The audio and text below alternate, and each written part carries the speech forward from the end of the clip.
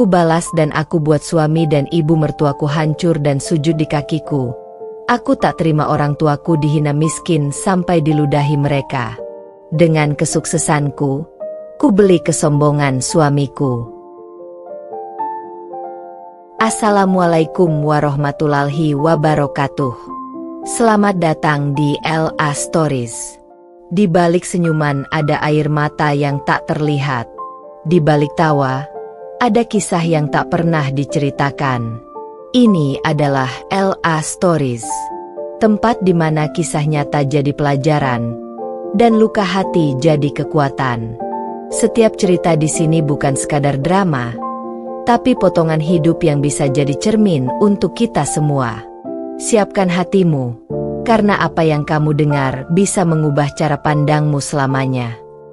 Ini bukan sekadar cerita. Ini adalah kenyataan yang belum tentu sanggup kamu jalani.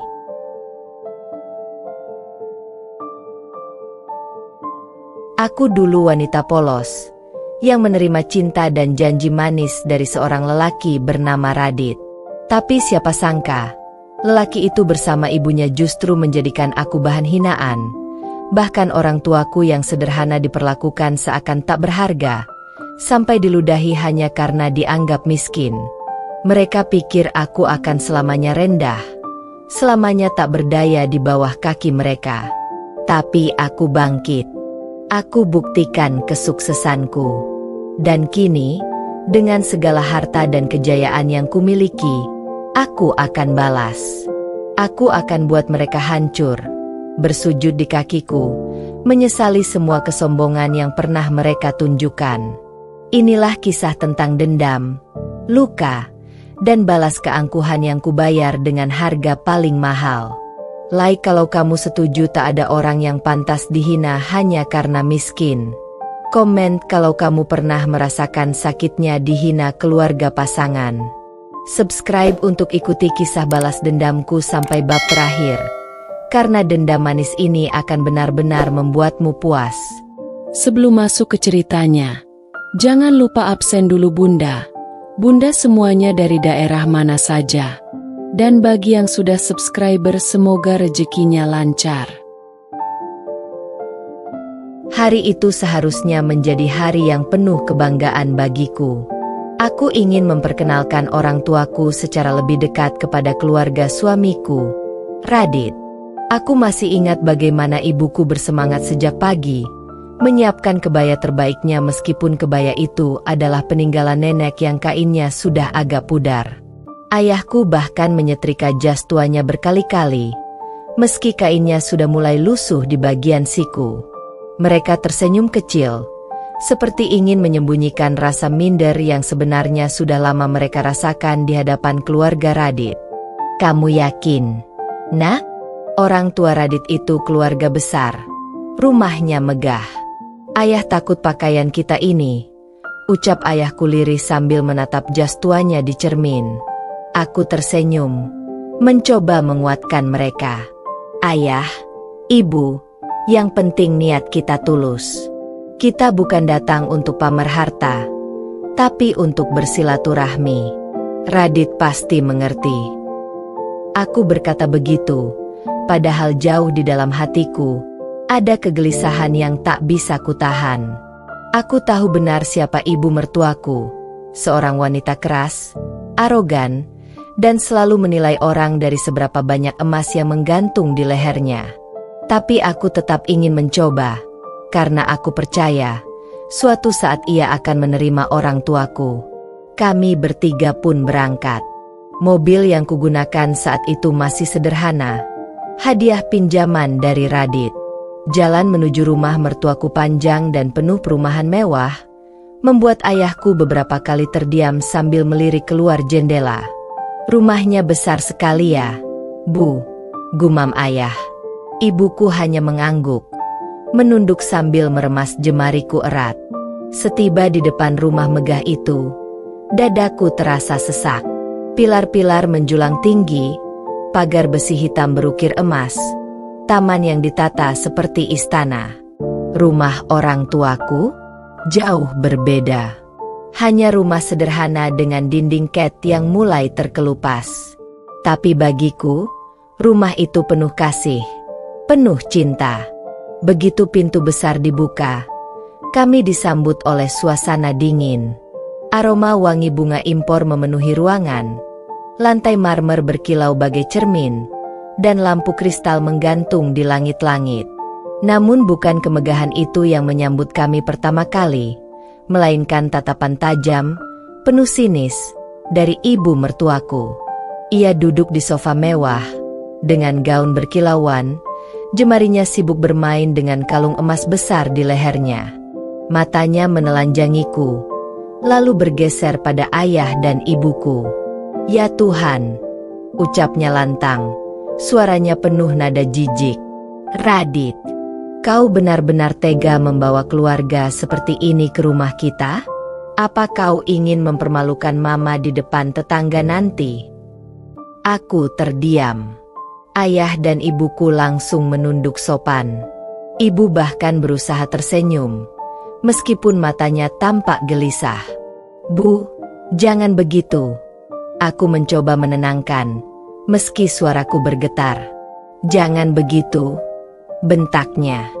"Lihat pakaian mereka. Astaga, ini kebaya atau kain lab? Hah? Dan ini jas? Hahaha. Kalau aku tahu akan seperti ini, lebih baik aku undang satpam kompleks daripada keluarga semacam ini." Aku melihat jemari ayahku bergetar. Ia selalu dikenal sebagai pria sederhana yang menjaga harga diri. Tapi kali ini, di depan wanita yang seharusnya menghormatinya sebagai besan, ia dipermalukan habis-habisan. Radit berdiri di samping ibunya. Bukannya menengahi, ia hanya mengangkat bahu, seolah semua hinaan itu wajar. Tatapannya dingin, menusuk jantungku lebih dalam daripada pisau. "Bu, cukup." Aku akhirnya bersuara keras. "Mereka orang tuaku. Hormati mereka." Namun ibu mertuaku malah berdiri, menatapku dengan sinis. "Hormati? Hahaha. Aku seharusnya hormati siapa? Orang yang bahkan tidak bisa membelikan anaknya pakaian layak? Orang yang masuk rumahku dengan wajah penuh malu, seolah peminta-minta tersesat? Tidak ada harga diri sama sekali." Ibuku mulai menitikkan air mata, menunduk makin dalam. Aku ingin merangkulnya, tapi tubuhku kaku, hatiku teriris. Lalu tragedi itu benar-benar terjadi. Ibu mertuaku berjalan menghampiri ayahku yang masih menunduk. Dengan wajah jijik, ia meludah ke lantai, tepat di depan kaki ayahku.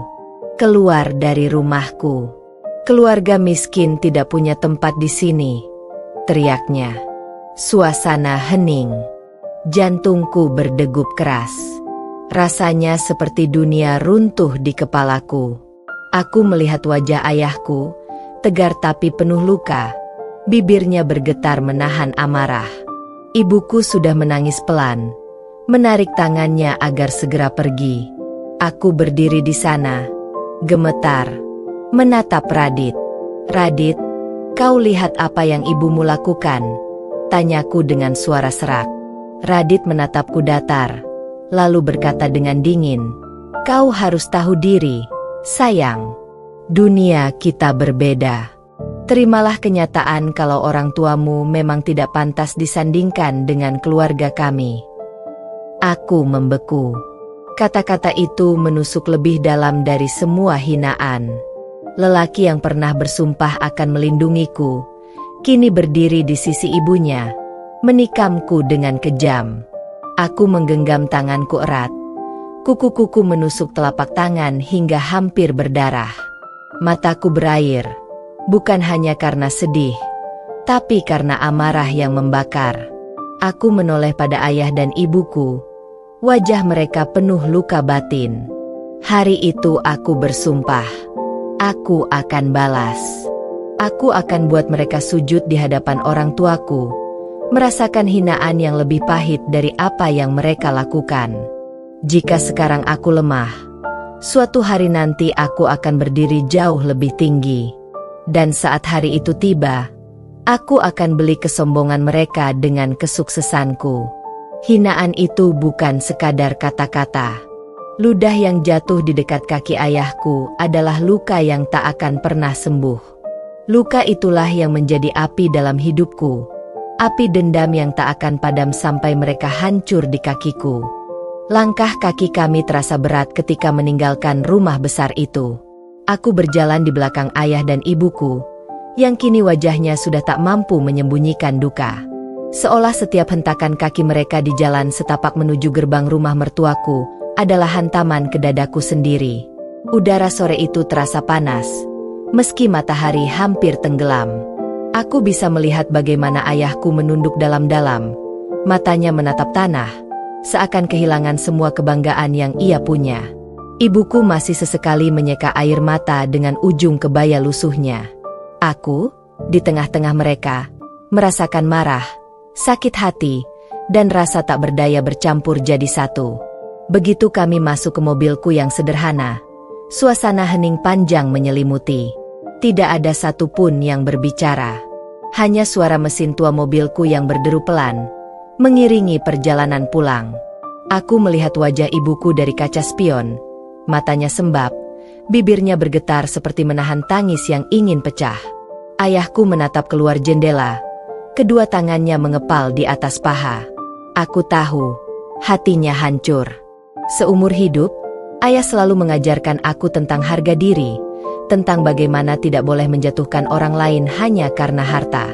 Tapi hari itu, harga dirinya diinjak, direndahkan, bahkan diludahi, dan ia hanya bisa diam. Tak tahan dengan hening itu, aku mencoba bicara. Ayah, ibu, maafkan aku. Seharusnya aku tidak membawa kalian ke sana. Aku tidak menyangka mereka akan. Suaraku tercekat, air mataku jatuh. Ibuku langsung menggeleng, berusaha tersenyum meski wajahnya masih basah air mata. Bukan salahmu, Nak. Kau ingin yang terbaik, ingin memperkenalkan kami dengan mertua. Ibu tidak apa-apa, sungguh. Suaranya bergetar, jelas sekali itu bukan kebenaran. Ayahku menoleh sebentar, lalu menghela napas panjang. Kita tidak bisa memaksa orang kaya untuk menghormati orang kecil seperti kita. Nak, dunia mereka penuh kesombongan. Biarkan saja, mungkin ini memang jalan hidupmu. Kalimat itu seperti pukulan telak bagiku. Air mataku jatuh makin deras. Ayah, ibu, mereka sudah keterlaluan. Apa salah kalian? Apa salah kita sampai diperlakukan seperti itu? Suara tangisku pecah. Mobil terus melaju, tapi dadaku semakin sesak. Aku teringat lagi bagaimana ibu mertuaku meludah di depan kaki ayahku, bagaimana Radit berdiri diam, bahkan membenarkan ucapan ibunya. Ayah, aku menoleh pada ayahku dengan mata merah. Kenapa ayah diam saja tadi? Kenapa ayah tidak melawan? Ayahku menatapku lama, matanya berkaca-kaca. Kalau ayah marah, kalau ayah melawan, apa itu akan mengubah pandangan mereka? Tidak. Nak, justru ayah akan dianggap semakin rendah. Kadang diam adalah satu-satunya cara menjaga martabat. Aku terisak makin keras. Ibuku meraih tanganku, menggenggamnya erat. Nak, jangan tangisi ini terlalu lama. Ibu sudah biasa diremehkan. Kita orang kecil, memang sering dipandang sebelah mata. Kata-kata ibuku membuat hatiku makin teriris. Aku tidak terima. Aku tidak rela. Bagaimana bisa mereka yang penuh kasih, yang membesarkanku dengan tulus meski serba kekurangan, diperlakukan seolah mereka sampah? Mobil berhenti di depan rumah kami yang sederhana. Ket dinding mulai terkelupas, genteng beberapa bocor, halaman depan hanya tanah kosong dengan beberapa pot bunga tua. Tapi begitu masuk ke dalam, suasana kehangatan rumah itu menyambut. Kontras sekali dengan rumah mertuaku yang megah tapi penuh kesombongan. Namun hari itu, kehangatan itu terasa pudar. Ibuku duduk di kursi kayu dan langsung menangis pelan. Ayahku masuk ke kamar, menutup pintu, suaranya terdengar bergetar membaca doa entah untuk siapa. Aku berdiri di ruang tamu, menatap sekeliling rumah, lalu menatap diriku sendiri di cermin. Wajahku sembab, mata merah, tapi di balik itu, aku melihat sesuatu yang berbeda. Amarah, tekad, janji. Aku tidak akan biarkan ini terjadi lagi, bisikku pada diri sendiri. Suatu hari nanti, ayah, ibu, aku akan buat mereka berlutut di depan kalian. Aku akan buat mereka menyesal sudah meludahi kehormatan kita. Aku tidak peduli harus berkorban apa. Aku akan bangkit. Aku menggenggam tanganku erat. Di dadaku, dendam itu menyala, seperti api yang tak akan padam. Malam itu, untuk pertama kalinya dalam hidupku, aku tak lagi ingin hanya menjadi istri yang menurut. Aku ingin berdiri sendiri, ingin kuat, ingin membuktikan bahwa kemiskinan bukan alasan untuk diinjak. Tangis ibuku, tatapan ayahku yang hancur, ludah hinaan itu, semua terpatri dalam kepalaku. Dan aku tahu, mulai malam itu, jalan hidupku tidak akan pernah sama lagi. Aku akan balas. Dengan caraku. Dengan kesuksesanku. Dengan membuat mereka hancur di kakiku. Malam setelah kejadian hinaan itu, aku tidak bisa tidur. Mataku menatap langit-langit kamar yang sederhana, telingaku masih terngiang-ngiang suara ibu mertuaku. Keluarga miskin tidak pantas disandingkan dengan keluarga kami. Aku teringat tatapan ayahku yang tertunduk, genggaman ibu yang gemetar, dan ludah hinaan yang jatuh begitu saja di depan kaki orang tuaku. Hatiku kembali panas, air mata kembali mengalir. Tapi kali ini, tangisan itu bukan lagi sekadar kesedihan. Itu adalah tangisan kemarahan, tangisan janji. Aku tidak boleh terus begini, gumamku pada diri sendiri. Kalau aku hanya duduk menangis, mereka akan selalu benar. Aku harus bangkit. Aku harus buktikan, aku bisa lebih dari yang mereka kira. Besok paginya, aku mulai menatap dunia dengan mata berbeda. Aku sadar, aku tidak bisa berharap pada Radit, suami yang justru ikut menghinaku. Aku harus berdiri dengan kakiku sendiri. Aku mulai dengan hal kecil. Aku menjual kue buatan ibuku di depan rumah. Resep sederhana dari turun-temurun keluargaku. Kue bolu, kue lapis, dan onde-onde yang selalu jadi favorit tetangga. Ibuku sempat menolak saat aku pertama kali mengajukan ide itu. "Nak, apa kamu tidak malu? Kamu kan istri orang kaya. Masa jualan di pinggir jalan?" katanya dengan wajah khawatir. Aku tersenyum pahit. "Bu, lebih malu mana? Diludahi karena dianggap miskin, atau berdiri dengan usaha sendiri meski kecil?" Ibuku terdiam, lalu meneteskan air mata. Ia mengangguk, akhirnya ikut membantu membuat adonan. Hari pertama aku berjualan, hanya ada 2 orang yang membeli. Sisanya lewat begitu saja, bahkan ada yang menatap sinis. Itu kan istrinya Radit? Kok jualan kue di jalan?" bisik mereka. Aku pura-pura tidak dengar, meski hatiku perih. Hari kedua, aku berdiri lebih lama, bahkan sampai malam. Lagi-lagi hanya sedikit yang laku. Aku lelah, tapi aku menolak menyerah. Hari ketiga, aku berani menawarkan langsung pada tetangga. Banyak yang menolak, ada yang menutup pintu tanpa bicara, ada pula yang hanya menggeleng dengan senyum tipis. Tapi ada satu orang yang membeli dalam jumlah banyak. Seorang ibu muda yang ternyata tertarik dengan onde-onde buatan ibuku. "Enak sekali, Mbak. Kalau besok ada lagi, saya pesan 2 kali lipat," katanya sambil tersenyum. Itu seperti secercah cahaya kecil di tengah gelap. Aku pulang dengan hati yang lebih ringan, meski kantongku hanya terisi uang receh. Hari-hari berikutnya, aku terus mencoba. Aku mulai membuat variasi kue, belajar dari buku resep bekas, bahkan mencari ide dari internet meski sinyal ponselku sering putus-putus. Aku tidur larut malam, bangun dini hari, tangan belepotan tepung, wajah penuh keringat. Tapi setiap kali lelah, aku teringat wajah ayahku yang tertunduk hina, dan aku kembali kuat. Aku tahu, usaha kecil ini tidak akan membuatku kaya dalam sekejap. Tapi aku percaya, Dari sini aku bisa melangkah. Aku belajar satu hal penting. Aku harus berani memulai dari bawah. Suatu hari, aku memberanikan diri ikut bazar kecil di kelurahan. Dengan modal seadanya, aku membawa meja kecil, taplak sederhana, dan kue-kue yang kubuat semalaman. Awalnya aku minder, melihat peserta lain membawa kemasan mewah dan banner besar. Tapi ternyata, pengunjung banyak yang tertarik dengan kueku. Mereka bilang rasanya enak, meski kemasannya sederhana. Bahkan ada satu pengusaha catering kecil yang meminta nomor ponselku, ingin pesan dalam jumlah banyak untuk acara keluarga. Itu adalah pesanan besar pertama dalam hidupku. Saat aku pulang membawa uang lebih banyak dari biasanya, aku melihat wajah ayah dan ibuku berbinar. Ayahku bahkan menepuk pundakku. Ayah bangga padamu. Nak, kau berani berdiri sendiri. Kau sudah lebih hebat dari yang mereka kira. Aku hampir menangis mendengar itu. Di dalam hati, aku berbisik, ini baru permulaan.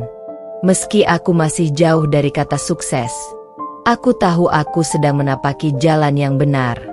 Aku mulai menyimpan uang sedikit demi sedikit, merencanakan langkah lebih besar.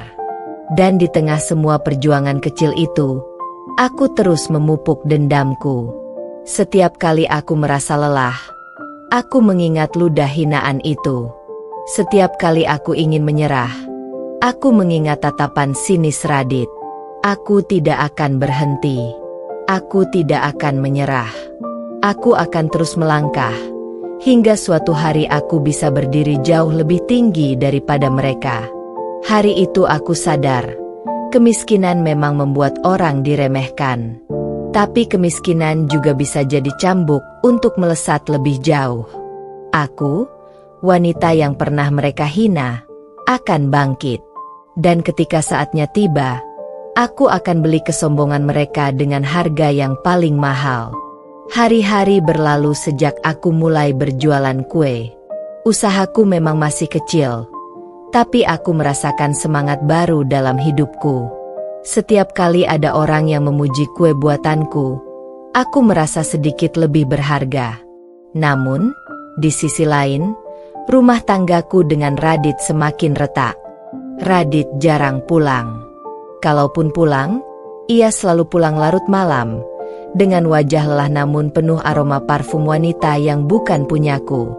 Setiap kali aku tanya, jawabannya selalu sama. Jangan ikut campur urusanku. Kau itu hanya istri. Tugasmu masak, diam, dan jangan bikin malu. Kata-katanya dingin, menusuk, tanpa sedikit pun kasih sayang. Aku terdiam, meski hatiku hancur. Aku tahu, ia mulai menjauh dariku. Pernah suatu malam aku memberanikan diri bicara. Radit, kenapa kau berubah? Apa salahku? Aku sudah berusaha jadi istri yang baik. Aku bahkan mulai berjualan agar tidak bergantung padamu. Apa aku masih kurang di matamu? Radit menatapku dengan tatapan sinis. Kurang? Kau pikir dengan jualan kue murahan di pinggir jalan kau bisa membuatku bangga? Hah, aku malu. Tahu, istriku berdiri di jalan seperti pedagang kaki lima. Apa kata orang? Air mataku jatuh. Aku ingin marah, tapi kata-katanya membuat lidahku keluh. Kalau kau ingin dihormati, tinggalkan usaha konyolmu itu. Kau bukan siapa-siapa tanpa aku. Ucapan itu menampar harga diriku. Aku menunduk, menggigit bibir, menahan amarah yang hampir pecah. Aku tidak membalas, karena aku tahu kata-kataku tak akan pernah berarti bagi Radit. Ia terlalu sibuk dengan kesombongannya sendiri. Namun yang lebih menyakitkan adalah ketika aku mendengar kabar dari tetangga bahwa Radit sering terlihat bersama wanita lain di restoran mewah. Awalnya aku tidak percaya, tapi suatu hari aku sendiri melihatnya. Radit duduk di sebuah kafe, tertawa mesra dengan seorang wanita berparas cantik yang jelas-jelas bukan aku. Dadaku sesak, kakiku gemetar. Aku hampir masuk dan berteriak, tapi aku tahan. Aku tahu, jika aku ribut di tempat umum, aku yang akan dipermalukan. Jadi aku memilih diam, meski hatiku seakan tercabik. Di saat aku masih bergulat dengan pengkhianatan Radit, ibu mertuaku datang ke rumahku. Ia masuk tanpa permisi, menatap sekeliling dengan wajah penuh jijik. Astaga, jadi ini rumahmu? Hahaha, pantas saja aku malu. Rumah kontrakan sempit begini, bau minyak goreng, cat dinding terkelupas. Kau benar-benar memalukan, Nak, katanya sambil menutup hidung dengan sapu tangan. Aku mencoba menahan sabar. Bu, rumah ini memang sederhana, tapi setidaknya kami bisa tinggal dengan tenang. Ibu mertuaku tertawa mengejek. Tenang? Hahaha, aku jadi kasihan pada anakku, hidup denganmu. Kau tahu tidak, banyak wanita cantik dan kaya di luar sana yang bisa memberinya kehidupan mewah. Sedangkan kau hanya membawa beban keluarga miskinmu. Dadaku naik turun menahan emosi. Tapi ibu mertuaku tidak berhenti. Ia mendekat, menatapku tajam. Kau itu tidak pantas. Mengerti? Kalau aku bisa, aku akan usir kau dari hidup anakku. Kau bukan istri idaman. Kau hanya noda di keluarga kami. Kalau saja Radit mau mendengar nasihatku sejak awal, ia tidak akan menikahi perempuan kampungan seperti kau. Aku menggenggam tanganku erat. Kuku-kuku hampir menusuk kulitku. Aku ingin membalas, ingin berteriak, ingin mengatakan bahwa justru Radit yang beruntung mendapatkan wanita sepertiku. Tapi aku diam. Diamku bukan karena takut. Diamku adalah api yang kupendam. Aku tahu, setiap kata yang ia lontarkan adalah bensin yang menyulut bara dendamku semakin besar. Ketika ibu mertuaku akhirnya pergi dengan langkah angkuhnya, aku berdiri di ruang tamu, menatap lantai, lalu berbisik pada diriku sendiri. Suamiku mengkhianati, mertuaku merendahkan. Baiklah, jika itu yang mereka inginkan, maka mereka akan mendapatkannya. Aku tidak akan menangis lagi. Aku tidak akan meminta belas kasihan lagi. Aku akan buktikan, suatu hari nanti mereka yang akan memohon di kakiku. Aku menarik napas panjang, lalu menatap meja kecil tempat kue-kueku tersusun. Dari sanalah aku akan mulai. Dari sanalah aku akan bangun masa depan. Dan suatu hari nanti, aku akan pastikan Radit dan ibunya merasakan apa artinya kehilangan, apa artinya dihina, apa artinya sujud di kakiku. Hari itu aku tahu, aku tidak hanya ingin bangkit untuk diriku sendiri.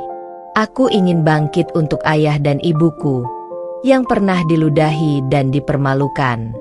Aku ingin menebus luka mereka dengan kemenangan paling manis. Hari-hari setelah kunjungan ibu mertuaku terasa berat.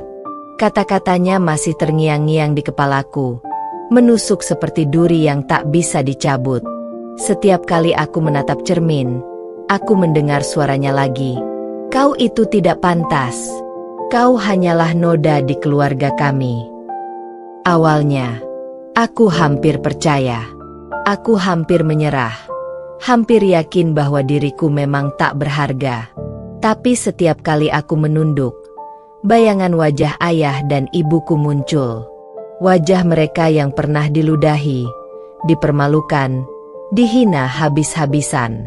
Dan aku kembali berdiri. Aku tidak boleh kalah.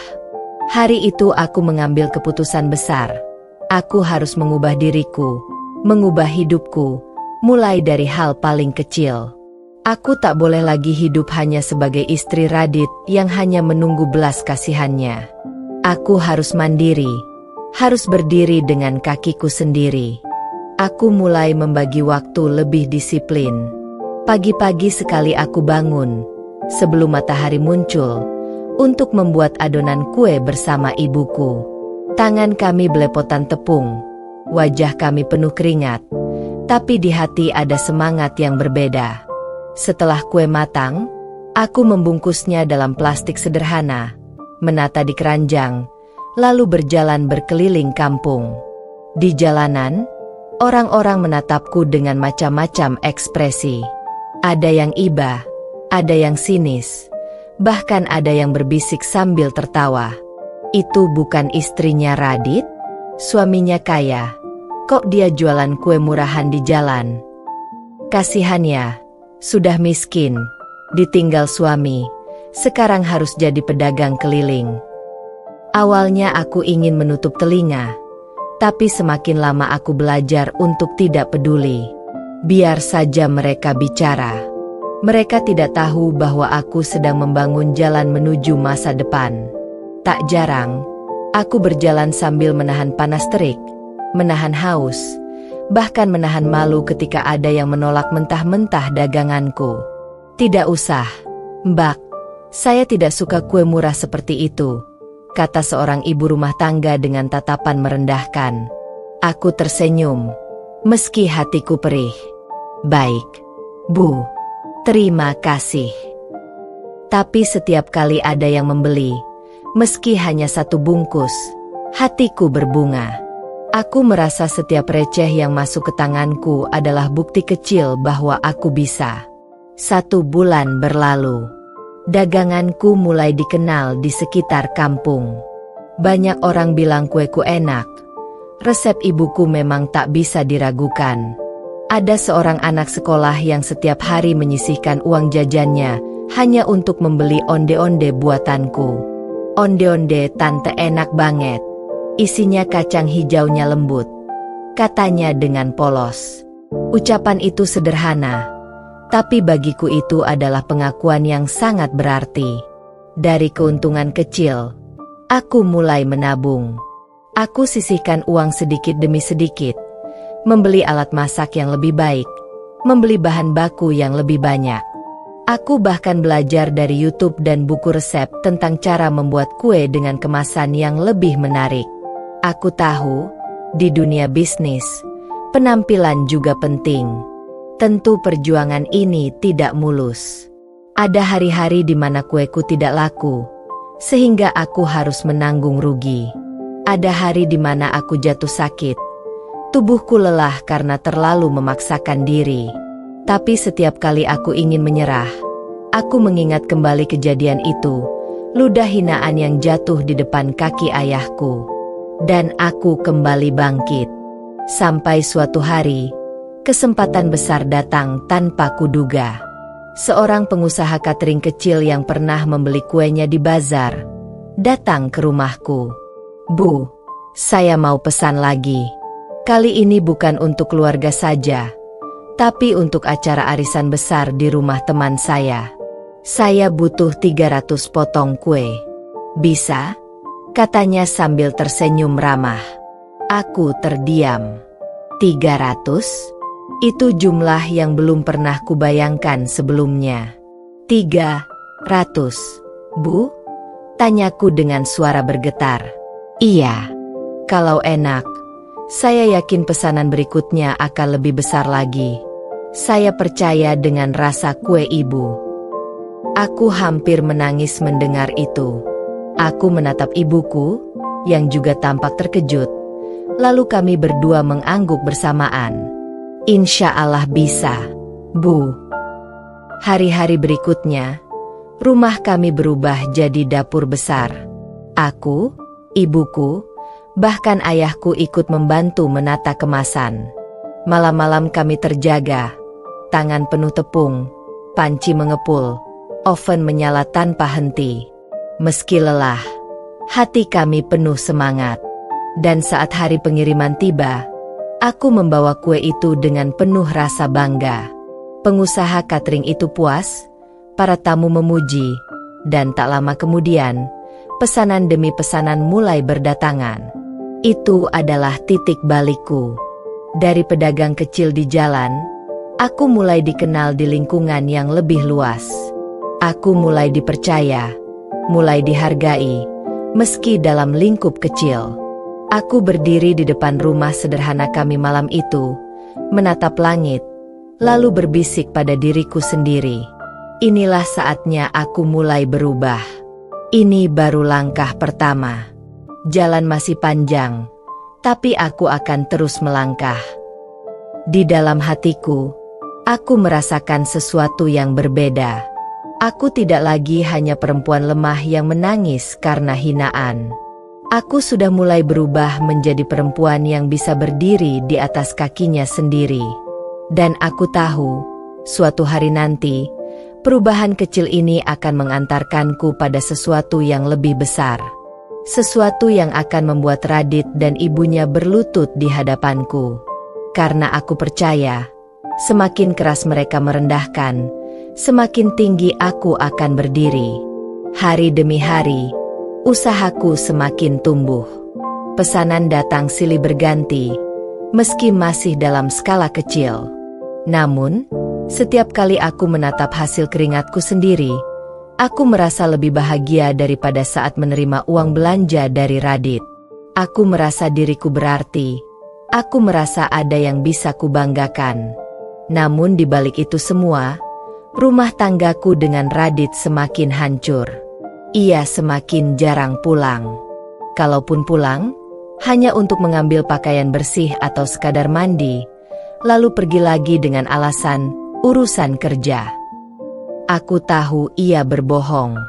Bahkan tetangga sudah mulai berbisik. Radit itu sekarang sering jalan dengan perempuan cantik bergaun mewah. Katanya dari keluarga kaya. Setiap kali mendengar bisikan itu, hatiku terluka. Aku mencoba menutup mata, mencoba bertahan demi status sebagai istri, demi harga diri orang tuaku, demi janji pernikahan. Tapi semakin lama aku sadar, aku hanya menipu diriku sendiri. Malam itu aku memberanikan diri berbicara pada Radit ketika ia pulang. Ia duduk di ruang tamu, membuka ponselnya sambil tersenyum kecil, jelas sedang chatting dengan seseorang. Radit, panggilku pelan. Ia tidak menoleh. Apalagi, jangan ganggu aku. Aku menarik napas dalam-dalam. Aku cuma ingin tanya, apa aku masih berarti buatmu? Apa aku masih istrimu? Atau hanya bayangan yang menunggu di rumah ini? Radit mendongak dengan tatapan sinis. Hah? Pertanyaan macam apa itu? Kau masih istri? Ya. Tapi jangan berharap aku akan terus setia pada perempuan miskin yang cuma bisa bikin kue di dapur. Aku terdiam. Dada terasa sesak. Namun aku beranikan diri. Kalau begitu, kenapa kau tidak jujur saja? Kenapa kau tidak lepaskan aku? Daripada aku terus dipermalukan seperti ini. Radit tertawa kecil. Dingin. Lepaskan? Kau pikir semudah itu? Aku tidak akan ceraikan kau. Kalau aku ceraikan, nama baikku tercoreng. Lagi pula, siapa yang mau sama perempuan sepertimu? Jangan mimpi kau bisa hidup lebih baik tanpa aku. Kata-kata itu seperti pisau yang mengiris hatiku. Tapi anehnya, aku tidak menangis malam itu. Justru aku merasakan sesuatu yang berbeda. Sebuah kekuatan baru. Kata-katanya membuatku semakin yakin bahwa aku memang harus melepaskan dia, meski ia tidak mau. Sejak hari itu, aku berhenti berharap padanya. Aku tidak lagi menunggu kepulangannya, tidak lagi memasak makanan kesukaannya, tidak lagi menyiapkan pakaiannya. Aku hanya fokus pada diriku sendiri, pada orang tuaku, dan pada usahaku. Aku belajar lebih banyak tentang bisnis. Aku mulai mencari peluang di luar kampung, mencoba menawarkan kueku ke toko-toko kecil, bahkan menitipkan di warung kopi. Ada yang menolak, ada yang menerima. Tapi setiap langkah kecil itu membuatku merasa hidup kembali. Sementara itu, Radit semakin sering pulang dengan aroma parfum wanita. Bahkan suatu kali, aku menemukan sehelai tisu berlipstik di saku jasnya. Aku menatapnya lama, lalu tersenyum tipis. Dulu mungkin aku akan menangis. Tapi kali ini, aku hanya berkata dalam hati, "Baiklah, kalau itu yang kau pilih, maka aku juga sudah memilih jalanku sendiri." Puncaknya terjadi ketika suatu malam ia pulang dengan wajah mabuk, lalu mengamuk karena aku tidak menyiapkan makanan untuknya. "Kau ini istri macam apa? Aku capek kerja, pulang tidak ada makanan, hanya bau kue kampunganmu yang memenuhi rumah," teriaknya sambil menendang kursi. Aku berdiri tenang, menatap matanya dengan tatapan yang belum pernah kulakukan sebelumnya. "Aku memang istri yang kau anggap tidak berguna. Tapi ingat, Radit, suatu hari nanti kau akan menyesal sudah meremehkan aku.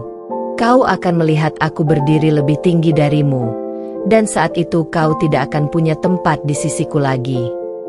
Radit terdiam sejenak, lalu tertawa keras.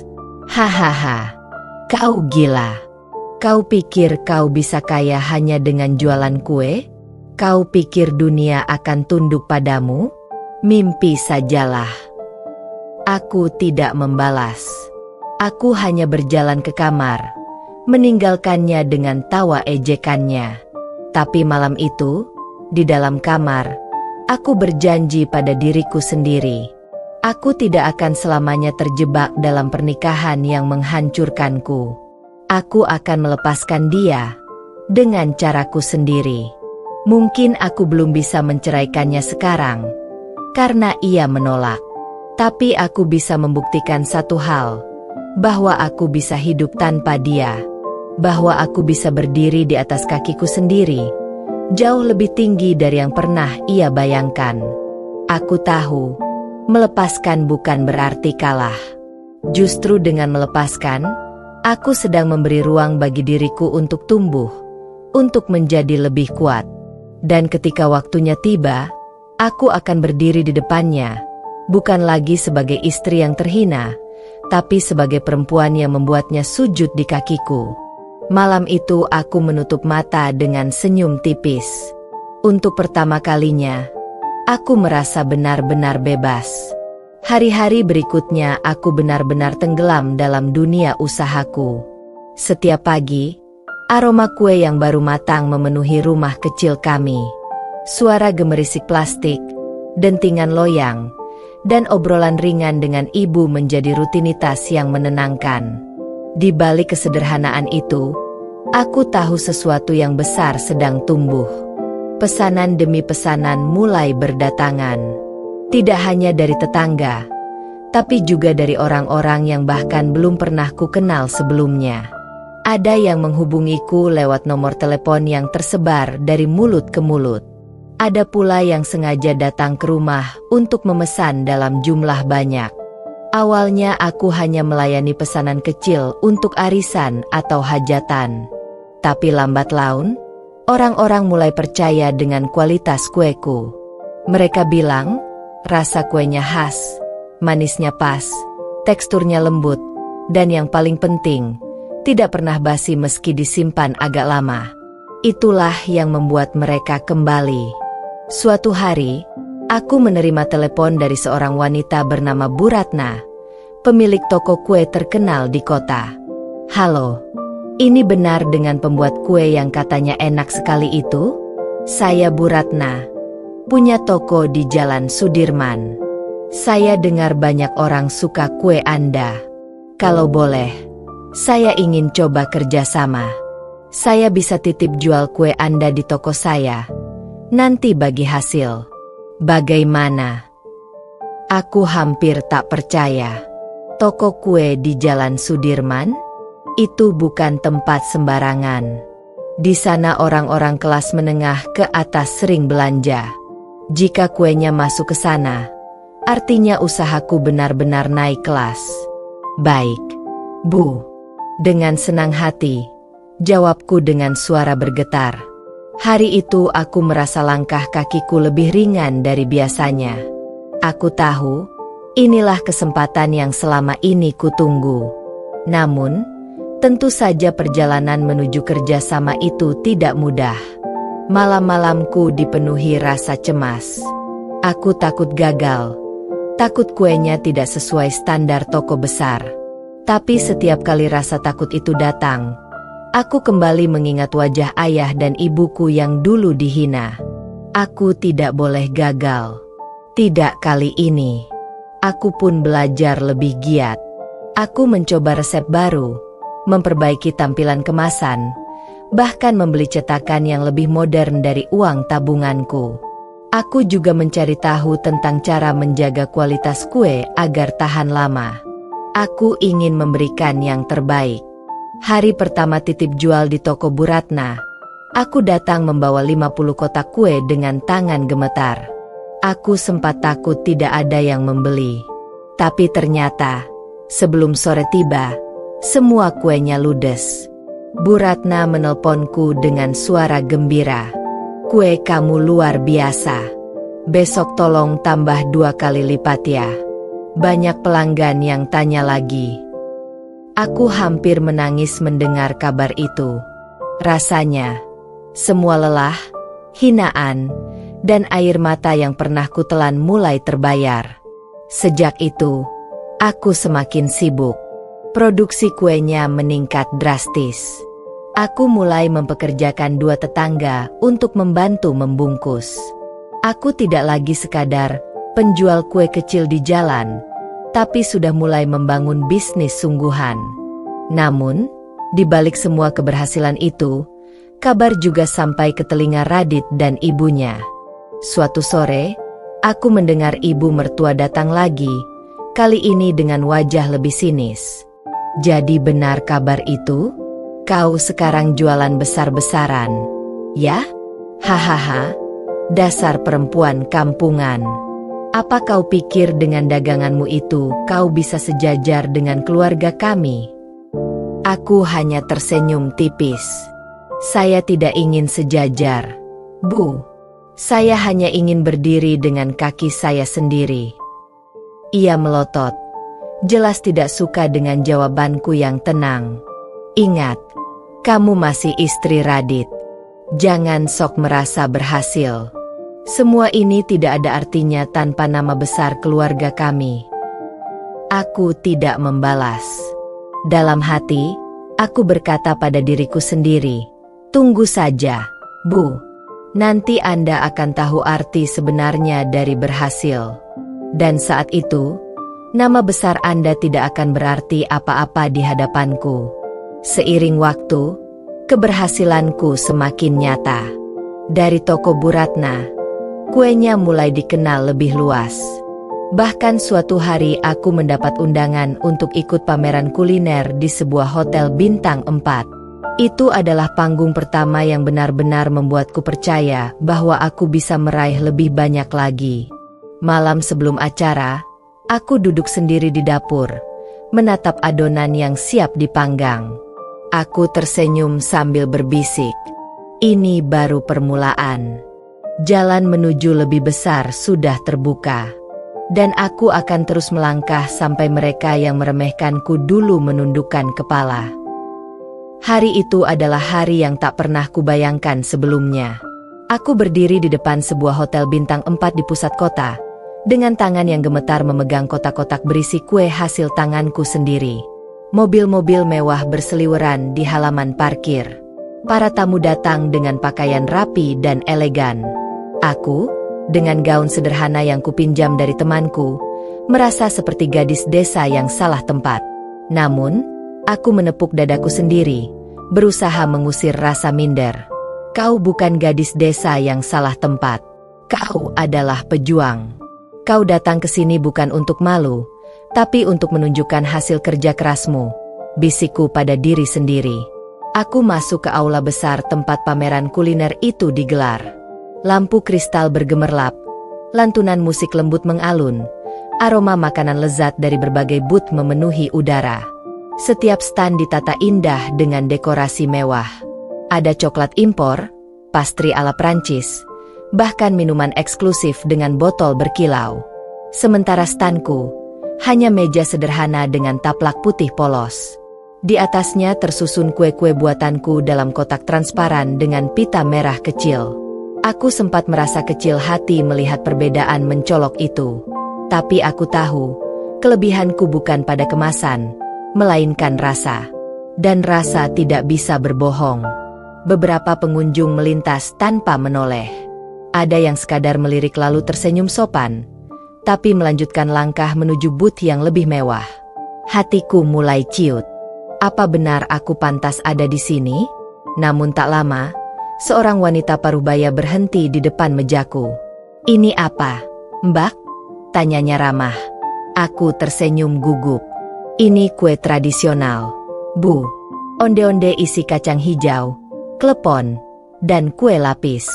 Semua buatan tangan sendiri, tanpa bahan pengawet."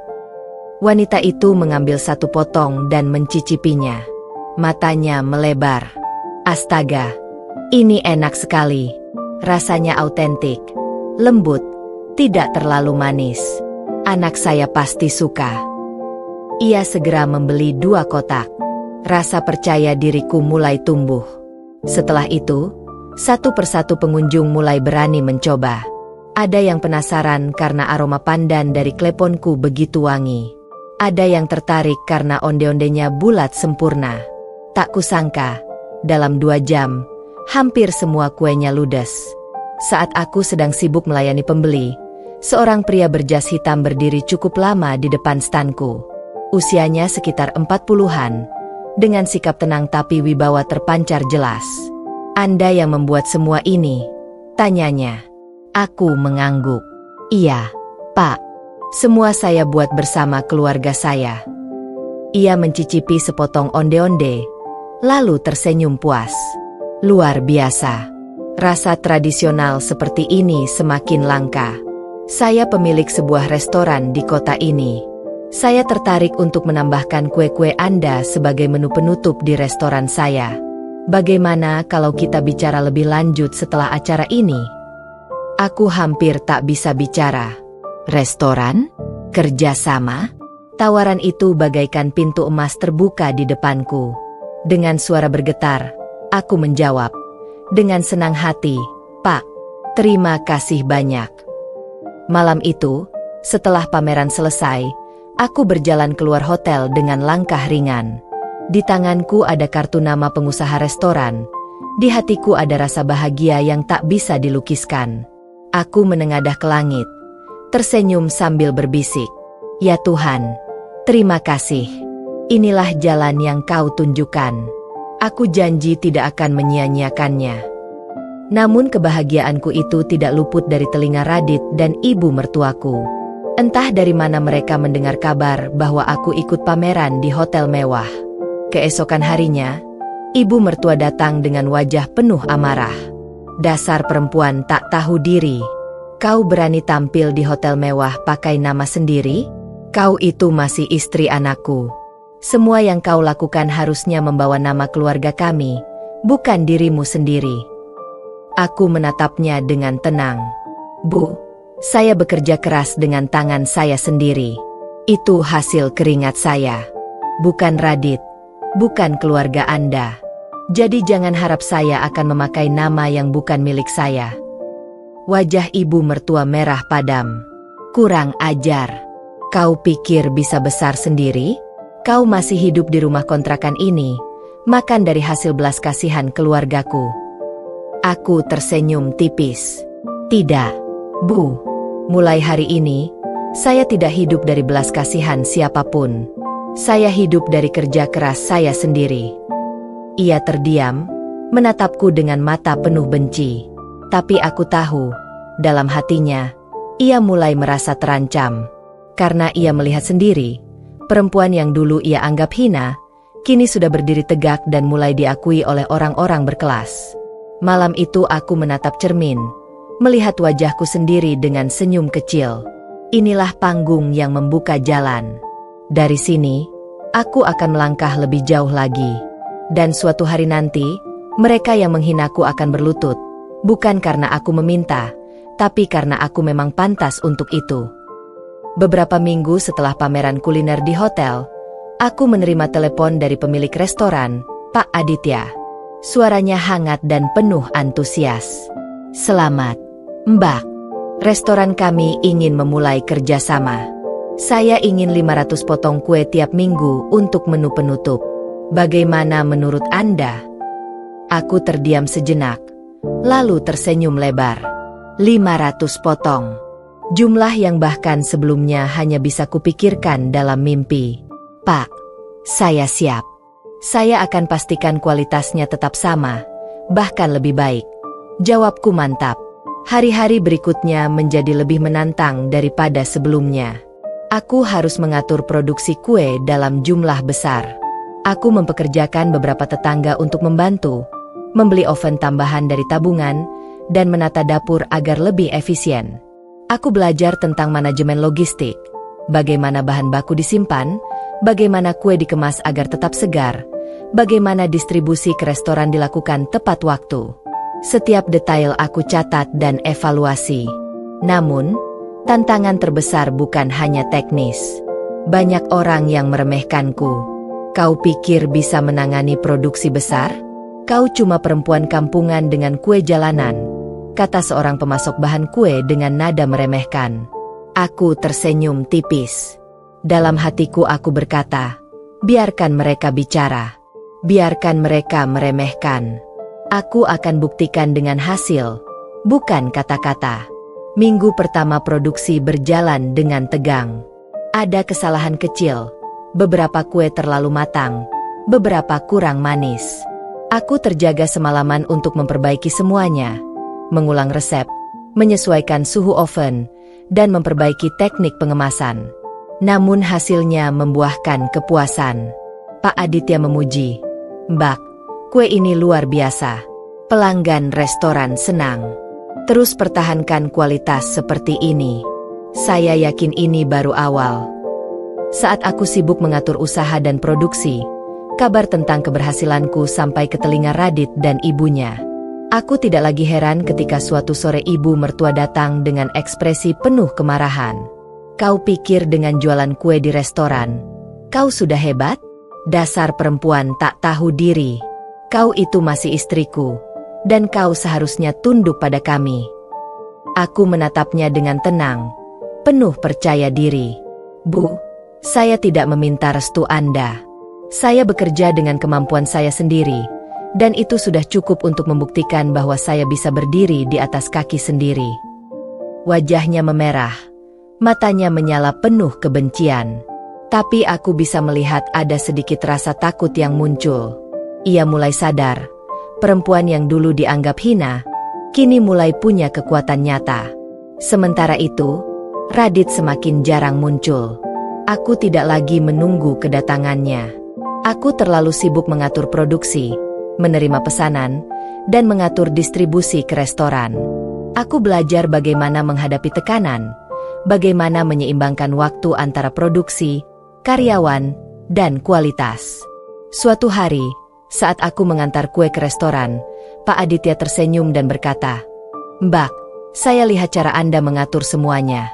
Ini bukan cuma tentang kue. Ini tentang kepemimpinan dan ketekunan. Anda punya bakat luar biasa." Aku menunduk sambil tersenyum. "Terima kasih, Pak. Semua ini berkat kerja keras, dan tentunya saya ingin terus belajar." Setiap hari aku merasa semakin kuat. Aku bukan lagi perempuan kampungan yang dipandang rendah. Aku mulai merasakan kekuasaan atas hidupku sendiri.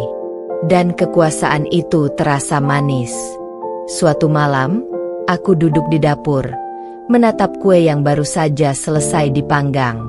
Aku teringat bagaimana ayah dan ibuku pernah dipermalukan, bagaimana Radit mengkhianatiku, dan bagaimana ibu mertuaku terus merendahkan. Aku menutup mata dan berbisik, "Ini baru awal.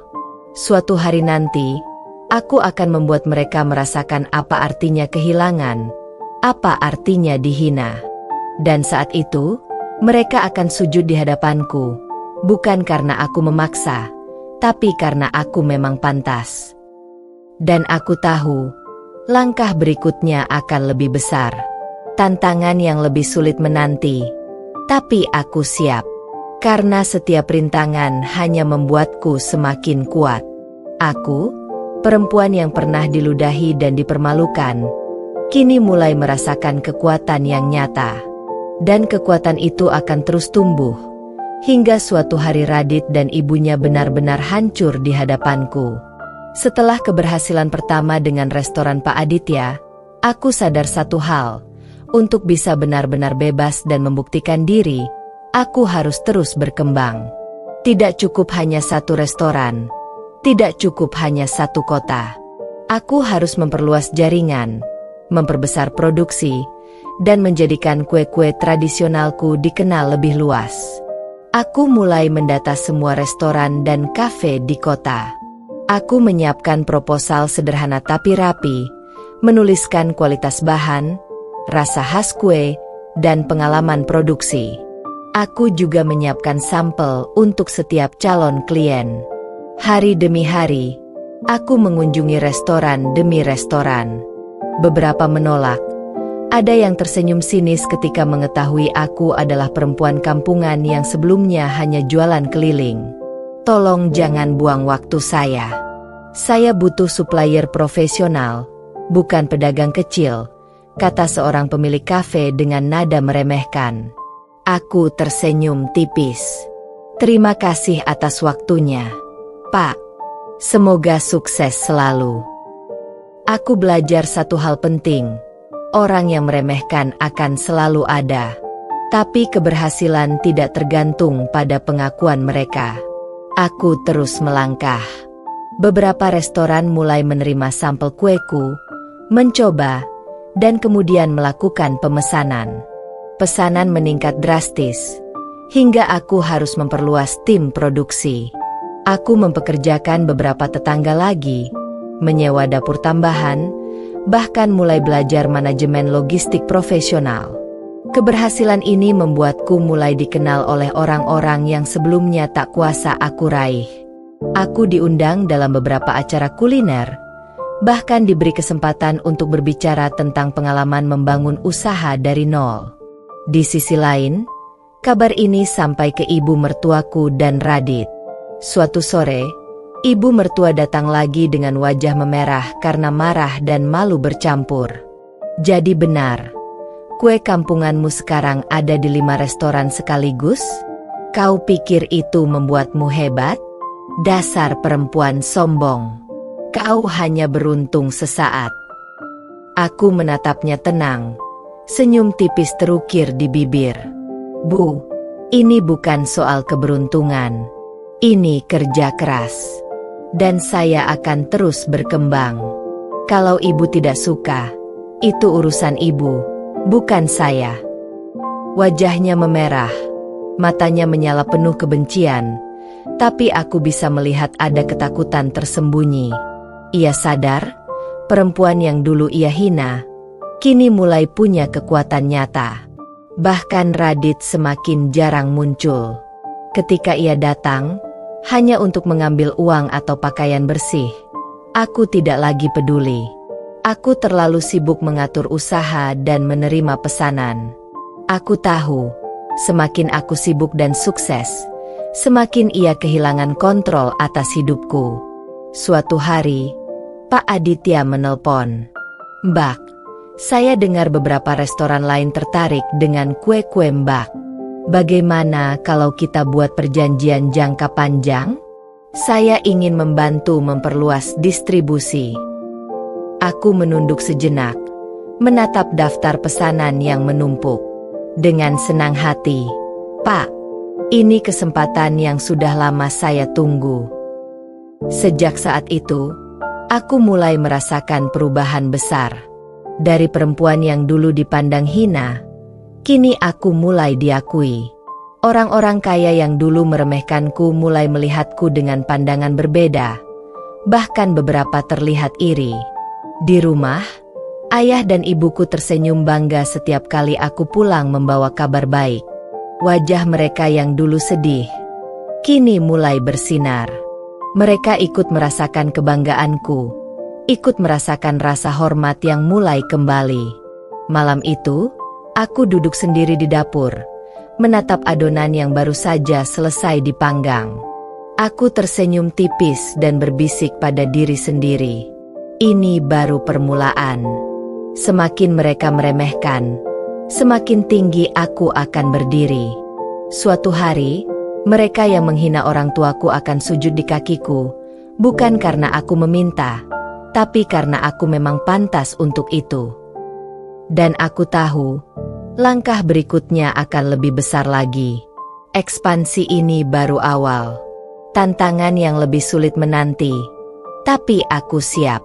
Setiap rintangan hanya membuatku semakin kuat. Setiap hinaan hanya menambah bahan bakar untuk dendam dan ambisiku. Aku, yang dulu diludahi dan dipermalukan, kini mulai merasakan kekuatan yang nyata. Dan kekuatan itu akan terus tumbuh hingga suatu hari, Radit dan ibunya benar-benar hancur di hadapanku. Setelah beberapa bulan bekerja sama dengan restoran dan beberapa kafe, aku menyadari satu hal penting. Jika ingin benar-benar sukses, aku tidak bisa bergantung pada pihak lain selamanya. Aku harus punya brand sendiri, sesuatu yang bisa menjadi identitasku, bukan hanya sebagai pembuat kue untuk orang lain. Aku mulai merancang logo, kemasan, dan strategi pemasaran. Aku ingin brand ini merepresentasikan semua kerja keras, ketekunan, dan juga perjuanganku membuktikan diri. Setiap detail aku pikirkan, dari warna kotak kue, pita pengikat, hingga nama yang mudah diingat dan berkesan elegan. Ibu membantuku menyiapkan desain kemasan, sementara ayah ikut memberi saran tentang harga dan distribusi. Mereka semua bangga melihatku sekarang bukan lagi gadis kecil yang dipandang hina, tapi perempuan yang punya visi dan tujuan jelas. Hari peluncuran brand pertama kami terasa menegangkan. Aku menyewa sebuah ruangan sederhana, mengundang beberapa pelanggan tetap, pemilik restoran, dan beberapa teman dekat. Saat membuka kotak pertama dengan logo baru, aku melihat mata mereka berbinar.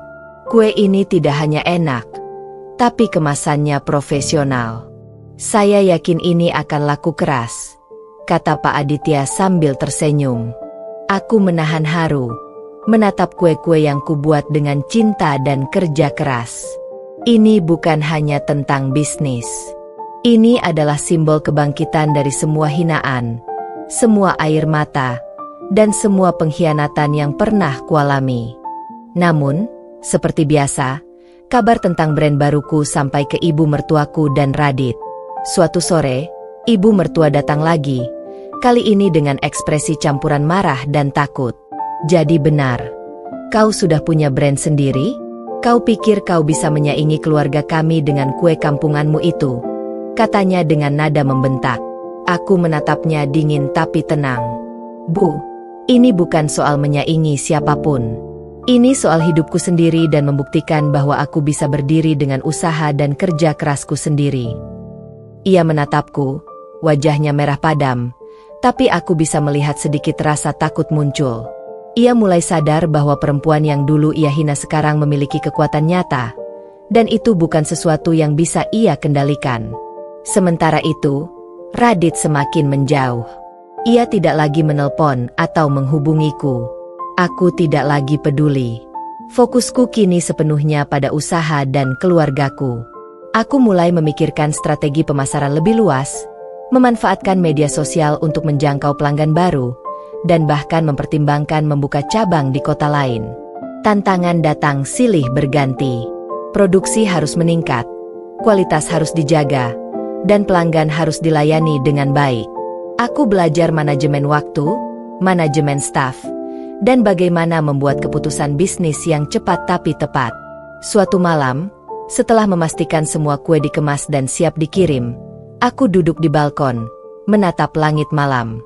Aku tersenyum tipis sambil berbisik. Ini baru permulaan. Aku tidak hanya membangun bisnis. Aku sedang membangun masa depan. Dan suatu hari, mereka yang menghina orang tuaku akan menyadari bahwa aku bukan lagi perempuan lemah yang bisa mereka rendahkan. Mereka akan melihatku di puncak, dan saat itu, mereka akan sujud di hadapanku. Aku tahu, setiap langkah yang kuambil sekarang bukan hanya untuk diriku sendiri, tapi juga untuk membalas semua hinaan yang pernah menimpa keluargaku. Aku sedang menyiapkan kekuatan, membangun imperium kecil yang kelak akan membuat Radit dan ibunya menyesal telah menghinaku. Brand baru ini bukan hanya tentang kue. Ini tentang harga diri, tentang keberanian, tentang membuktikan bahwa perempuan yang dipandang hina bisa bangkit lebih tinggi daripada siapapun. Dan di malam itu, aku merasa lebih kuat dari sebelumnya. Aku tahu perjalanan ini masih panjang, tetapi setiap tantangan yang berhasil kulalui membuatku semakin tak terkalahkan. Aku, yang dulu dipandang rendah, kini mulai menjadi perempuan yang ditakuti oleh mereka yang pernah merendahkanku. Beberapa bulan setelah peluncuran brand, aku mulai melihat hasil nyata dari semua kerja keras dan strategi yang kubuat. Pesanan meningkat drastis. Tidak hanya dari restoran dan kafe di kotaku, tapi juga dari kota-kota tetangga. Media sosial mulai ramai dengan foto-foto kue kami.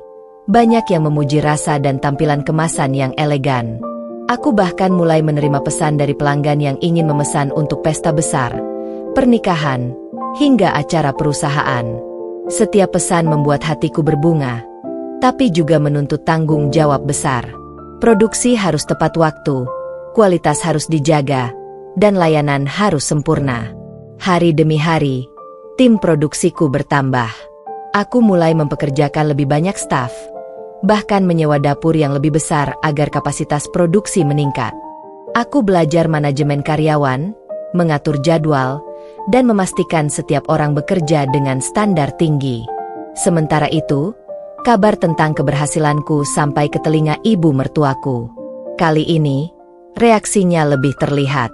Ia datang ke rumah, mencoba menyembunyikan rasa malu dengan wajah penuh kepura-puraan. Jadi, kabarnya kue kampunganmu sekarang ada di banyak restoran, bahkan di kota sebelah. Tanyanya dengan nada dingin tapi terdengar getir. Aku menatapnya tenang. Ya, Bu. Semua ini hasil kerja keras saya sendiri. Dan saya senang bisa menunjukkan bahwa saya mampu berdiri dengan usaha saya sendiri. Ia menelan ludah, matanya memerah, tapi aku bisa merasakan ada rasa takut yang muncul. Ia mulai menyadari bahwa perempuan yang dulu ia hina kini memiliki pengaruh dan kekuatan nyata. Radit juga mulai terasa terpojok. Ia jarang pulang, tidak lagi mencoba mengontrolku.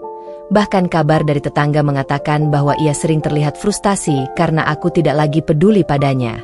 Aku pun tidak lagi menunggu atau berharap. Fokusku hanyalah usaha, keluargaku, dan masa depanku. Suatu hari, aku menerima undangan untuk ikut pameran kuliner nasional. Ini adalah kesempatan besar. Aku tahu, jika berhasil, brand MU akan dikenal di seluruh negeri. Aku mempersiapkan diri dengan matang, menyiapkan produk terbaik, desain booth yang elegan, dan strategi promosi yang matang. Hari pameran tiba. Aku berdiri di booth sederhana tapi elegan, menyapa pengunjung dengan senyum percaya diri. Orang-orang mulai berhenti, mencicipi kue, dan banyak yang memuji kualitas dan rasa yang autentik. Tak lama kemudian, seorang pengusaha besar mendekat. Ia menatapku serius, lalu tersenyum. Kue ini luar biasa. Saya tertarik untuk menjadikan brand Anda sebagai salah satu produk resmi di jaringan restoran dan hotel saya. Bagaimana jika kita bicara lebih lanjut? Aku hampir tidak bisa berkata-kata. Ini adalah langkah besar yang selama ini kuimpikan. Aku menunduk hormat. Terima kasih, Pak. Dengan senang hati, saya siap berdiskusi lebih lanjut. Hari itu, aku pulang dengan hati berbunga. Semua kerja keras, semua perjuangan, mulai membuahkan hasil nyata. Aku merasa bangga, tapi juga tahu, ini baru awal dari perjalanan panjang. Di sisi lain, tekanan pada ibu mertuaku dan Radit semakin nyata. Mereka mulai melihatku bukan lagi perempuan kampungan yang mudah diremehkan. Mereka mulai menyadari bahwa aku memiliki kekuatan dan pengaruh yang nyata. Aku duduk di dapur malam itu, menatap kue-kue yang baru selesai dipanggang, dan tersenyum tipis. Ini baru permulaan. Semakin mereka mencoba merendahkan, semakin aku akan tumbuh. Suatu hari, mereka akan menyesal telah menghina orang tuaku dan meremehkanku. Dan saat itu, mereka akan sujud di kakiku. Aku tahu perjalanan ini masih panjang, penuh tantangan dan rintangan. Tapi setiap langkah yang kulalui semakin menguatkan tekadku. Aku bukan lagi perempuan yang takut, bukan lagi perempuan yang dipermalukan. Aku adalah perempuan yang bangkit, perempuan yang berkuasa, dan perempuan yang akan membalas semua hinaan dengan kesuksesan nyata. Beberapa bulan setelah ekspansi ke beberapa kota, kabar tentang brandku mulai terdengar hingga ke level nasional. Media kuliner mulai meliput, menyoroti perempuan kampungan yang berhasil membangun bisnis kue dari nol hingga dikenal banyak orang. Aku diundang menjadi narasumber dalam program kuliner nasional. Setiap pertanyaan dijawab dengan percaya diri, setiap pengalaman kuliner kubagikan dengan jujur. Aku merasa, ini adalah panggung yang menunjukkan bahwa perjuanganku tidak sia-sia. Tak lama setelah itu, sebuah majalah bisnis nasional menampilkanku di halaman depan dengan judul, "Dari Kampung ke Nasional, Perempuan yang Bangkit dan Mengubah Dunia Kue." Aku menatap majalah itu dengan mata berbinar. Semua kerja keras, semua hinaan, semua air mata yang pernah jatuh, kini tertulis di depan mata seluruh negeri. Sementara itu, kabar ini sampai ke ibu mertuaku dan Radit. Reaksi mereka jelas berbeda dari sebelumnya. Ibu mertuaku datang ke rumah dengan wajah penuh kemarahan dan malu bercampur. "Jadi benar, kau sekarang dikenal di seluruh negeri? Kau pikir ini akan membuatmu hebat? Dasar perempuan sombong." Aku menatapnya dengan tenang. "Bu, saya tidak meminta pengakuan siapapun. Semua ini hasil kerja keras saya sendiri. Jika ibu tidak suka, itu urusan ibu, bukan saya." Wajahnya memerah. Matanya nyaris meledak karena rasa marah dan malu bercampur. Aku bisa merasakan, sedikit demi sedikit, kesombongannya mulai retak. Ia mulai sadar bahwa perempuan yang dulu ia hina kini memiliki pengaruh yang tidak bisa ia kendalikan. Radit pun semakin terpojok. Ia jarang muncul, tidak bisa lagi mengontrolku. Bahkan berita tentang pengakuan nasional membuatnya merasa malu. Aku tahu, setiap langkah kesuksesanku seperti menekan egonya sedikit demi sedikit. Dalam dunia bisnis, aku mulai memperluas jaringan. Aku menghadiri pameran kuliner internasional secara online, menjalin kerjasama dengan distributor besar, dan membangun tim manajemen profesional. Setiap keputusan aku ambil dengan hati-hati, memastikan brandku tumbuh kokoh dan profesional. Suatu malam, aku duduk di kantor kecilku yang kini penuh dengan sertifikat, penghargaan, dan laporan keuangan. Aku menatap layar komputer yang menampilkan pesan dari distributor baru. "Mbak, kami ingin membawa produk Anda ke supermarket besar di seluruh Indonesia. Ini kesempatan besar untuk ekspansi massal." Aku menunduk sejenak, menatap foto keluargaku di meja. Aku tersenyum. "Ini untukmu, Ayah, Ibu. Semua hinaan dan penghinaan yang kalian alami tidak akan sia-sia. Sekarang giliran kita menunjukkan bahwa kita bisa bangkit lebih tinggi daripada mereka yang menghina." Sementara itu, ibu mertuaku mulai kehilangan muka di depan teman-temannya. Banyak yang mulai membicarakan keberhasilanku. Beberapa tetangga bahkan berkata padanya, "Perempuan itu memang hebat. Kau harus hati-hati, Bu. Ia sudah lebih sukses daripada keluarga kalian." Malam itu, aku menatap langit dari balkon rumah, tersenyum tipis. Ini baru permulaan. Semakin mereka meremehkan, semakin aku akan tumbuh. Suatu hari, mereka akan merasakan rasa malu yang sama seperti yang mereka berikan pada orang tuaku dulu. Dan saat itu, mereka akan sujud di hadapanku. Aku tahu perjalanan ini masih panjang. Tantangan akan terus datang. Tapi aku sudah siap. Aku bukan lagi perempuan yang takut atau dipermalukan. Aku adalah perempuan yang bangkit, yang berkuasa, dan yang akan menuntut balas semua hinaan dengan kesuksesan yang nyata dan mengagumkan. Dan malam itu, Aku merasa lebih kuat daripada sebelumnya. Aku tahu, kesombongan Radit dan ibunya perlahan mulai hancur. Beberapa bulan setelah pengakuan nasional, brandku berkembang pesat. Dari awal hanya di beberapa restoran dan kafe, kini produknya ada di supermarket besar, hotel, dan jaringan restoran ternama. Setiap hari pesanan berdatangan dari berbagai kota. Aku bahkan mulai menerima tawaran ekspor ke beberapa negara tetangga. Aku bangun setiap pagi dengan energi baru. Rutinitas lama yang dulu hanya sekadar mengaduk adonan, kini berubah menjadi manajemen produksi, rapat dengan tim pemasaran, perencanaan distribusi, dan strategi ekspansi. Semua itu membuatku merasa hidup sepenuhnya dan lebih berkuasa daripada sebelumnya. Suatu pagi, aku menerima laporan penjualan yang membuatku tersenyum lebar. Brandku mencatatkan penjualan tertinggi sepanjang sejarah usaha ini. Tidak hanya itu, media lokal dan nasional kembali menyorot kesuksesanku. Artikel-artikel tentang perjuangan perempuan yang bangkit dari hinaan dan membangun bisnis besar mulai tersebar luas. Di sisi lain, Radit dan ibu mertuaku mulai merasakan dampaknya secara nyata. Tetangga mulai membicarakan kesuksesanku di depan mereka. Bahkan beberapa teman lama ibu mertuaku datang dan bertanya dengan nada penuh rasa ingin tahu dan sedikit cemas. "Bu, apakah benar brand anak menantu Anda sekarang ada di seluruh kota dan beberapa restoran besar? Bagaimana bisa?" Ibu mertuaku hanya bisa terdiam. Wajahnya memerah karena malu dan marah sekaligus. Aku bisa merasakan kepuasan yang halus di hatiku. Perempuan yang dulu dihina, kini telah menguasai dunia kecil mereka. Radit semakin jarang muncul. Aku tidak lagi peduli. Fokusku kini sepenuhnya pada usaha, keluargaku, dan masa depanku sendiri. Ia pun mulai terlihat frustrasi karena tidak lagi bisa mengontrol hidupku atau meremehkanku.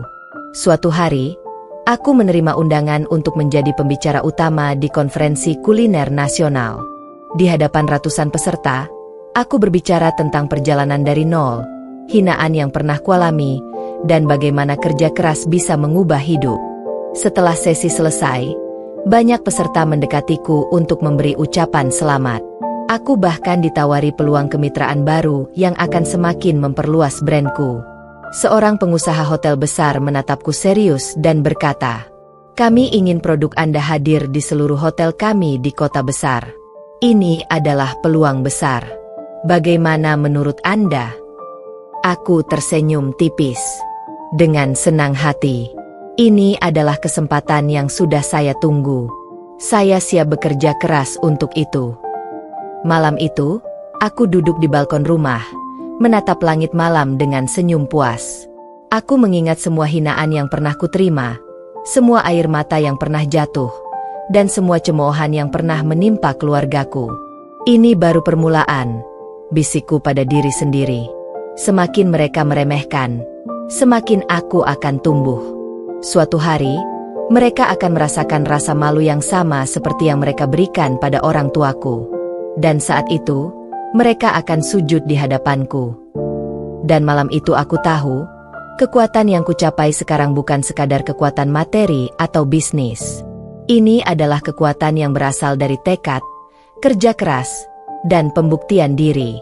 Aku bukan lagi perempuan yang dipermalukan. Aku adalah perempuan yang bangkit, yang berkuasa, dan yang akan menuntut balas semua hinaan dengan kesuksesan yang nyata dan tak terbantahkan. Aku tersenyum tipis, menatap langit malam yang luas, dan berkata pada diriku sendiri, ini baru permulaan dari dominasi yang akan terus tumbuh. Suatu hari, Radit dan ibunya akan tahu arti sebenarnya dari kesombongan yang mereka banggakan. Dan saat itu, aku akan berdiri di puncak. Beberapa bulan setelah brandku mulai mendominasi pasar, kabar tentang keberhasilan dan ekspansi usaha sudah tidak lagi bisa disembunyikan. Media sosial ramai, artikel koran dan majalah bisnis menyoroti kesuksesanku, dan para pesaing mulai memperhatikan. Di sisi lain, Radit dan ibu mertuaku mulai merasakan tekanan yang nyata. Mereka tidak lagi bisa menyepelekan atau meremehkan keberhasilanku. Setiap kali mereka melihat berita tentang brandku, Setiap kali tetangga membicarakan pencapaianku, wajah mereka memerah karena marah, malu, dan rasa takut bercampur. Suatu sore, ibu mertuaku datang lagi ke rumah. Wajahnya merah padam, matanya menyala, tapi kali ini bukan hanya kemarahan biasa. Ada rasa takut yang jelas terlihat. Jadi benar, semua orang membicarakanmu, bahkan tetangga kami dan teman-temanku mulai tahu. Kau pikir ini lucu? Katanya dengan nada bergetar. Aku menatapnya dingin tapi tenang. Bu, ini bukan tentang lucu atau tidak. Ini tentang hasil kerja keras saya sendiri. Saya tidak meminta pengakuan, tapi jika orang mulai mengakui kemampuan saya, itu karena saya memang pantas mendapatkannya. Ia terdiam, terlihat bingung dan frustrasi. Aku bisa merasakan, sedikit demi sedikit, kesombongan dan kontrol yang dulu ia pegang mulai runtuh. Radit pun semakin jarang muncul. Ia tidak bisa lagi mengendalikanku. Bahkan kabar dari tetangga mengatakan bahwa ia terlihat frustasi dan malu. Aku tidak lagi peduli. Fokusku sepenuhnya pada brand, produksi, dan ekspansi. Suatu hari, aku menghadiri acara pameran kuliner internasional. Di sana aku bertemu dengan pengusaha besar, distributor, dan chef terkenal. Setiap orang menatapku dengan rasa kagum dan hormat. Aku mulai merasakan kekuasaan yang nyata, bukan hanya di dunia bisnis, tapi juga dalam menghadapi mereka yang dulu menghina dan merendahkan diriku. Aku menatap sekeliling, dan bisikku pada diri sendiri. Ini kekuatan yang mereka tak punya. Mereka meremehkan aku, tapi sekarang aku di puncak, dan mereka melihatku dari bawah. Suatu hari, mereka akan tahu arti sesungguhnya dari kesombongan mereka. Kembali ke rumah, aku mulai merancang strategi baru untuk memperluas brand ke kota-kota besar lain. Aku bekerja sama dengan tim profesional, mempekerjakan manajer produksi, dan mulai membangun sistem distribusi yang kokoh. Ibu mertuaku semakin terlihat terpojok. Setiap kali aku pulang dengan berita baik atau penghargaan baru, wajahnya berubah merah. Matanya menatap dengan campuran marah dan takut. Radit pun semakin pasif, tidak lagi bisa menentang keberhasilanku. Malam itu, aku duduk di ruang kerja, menatap piala dan sertifikat yang mulai menumpuk. Aku tersenyum tipis. Semakin mereka mencoba menekan, semakin aku bangkit. Suatu hari, mereka yang menghina orang tuaku akan benar-benar sujud di hadapanku, dan saat itu, aku akan berdiri dengan kepala tegak, tanpa ampun. Aku tahu perjalanan ini masih panjang, tapi setiap langkah yang kulalui semakin memperkuat kekuasaanku. Aku bukan lagi perempuan yang takut, bukan lagi perempuan yang dipermalukan. Aku adalah perempuan yang bangkit, berkuasa, dan siap menuntut balas semua hinaan dengan kesuksesan yang nyata dan mengagumkan. Dan malam itu, aku menutup mata dengan senyum puas. Aku tahu, kekuasaan yang kuperoleh bukan hanya tentang bisnis, tapi juga tentang pembuktian diri, dan suatu hari, Radit dan ibunya akan menyadari betapa kecilnya mereka dibandingkan kesuksesanku. Setelah beberapa tahun bekerja keras, brandku akhirnya siap menaklukkan pasar nasional. Dari supermarket lokal hingga restoran ternama, kue-kue hasil tanganku kini mulai dikenal di seluruh Indonesia. Bahkan beberapa jaringan hotel internasional tertarik untuk menampilkan produknya sebagai menu eksklusif. Aku bangun setiap pagi dengan agenda yang padat. Telepon berdering hampir tanpa henti, email menumpuk, dan tim manajemen yang mulai besar harus kuatur dengan cermat. Tapi rasa lelah itu tergantikan oleh kepuasan yang luar biasa. Aku benar-benar memegang kendali penuh atas usahaku sendiri. Suatu hari, aku diundang ke televisi nasional untuk berbicara tentang perjalanan dari nol hingga menjadi brand besar. Kamera menyala, lampu sorot menyorot wajahku, dan aku menjawab setiap pertanyaan dengan percaya diri.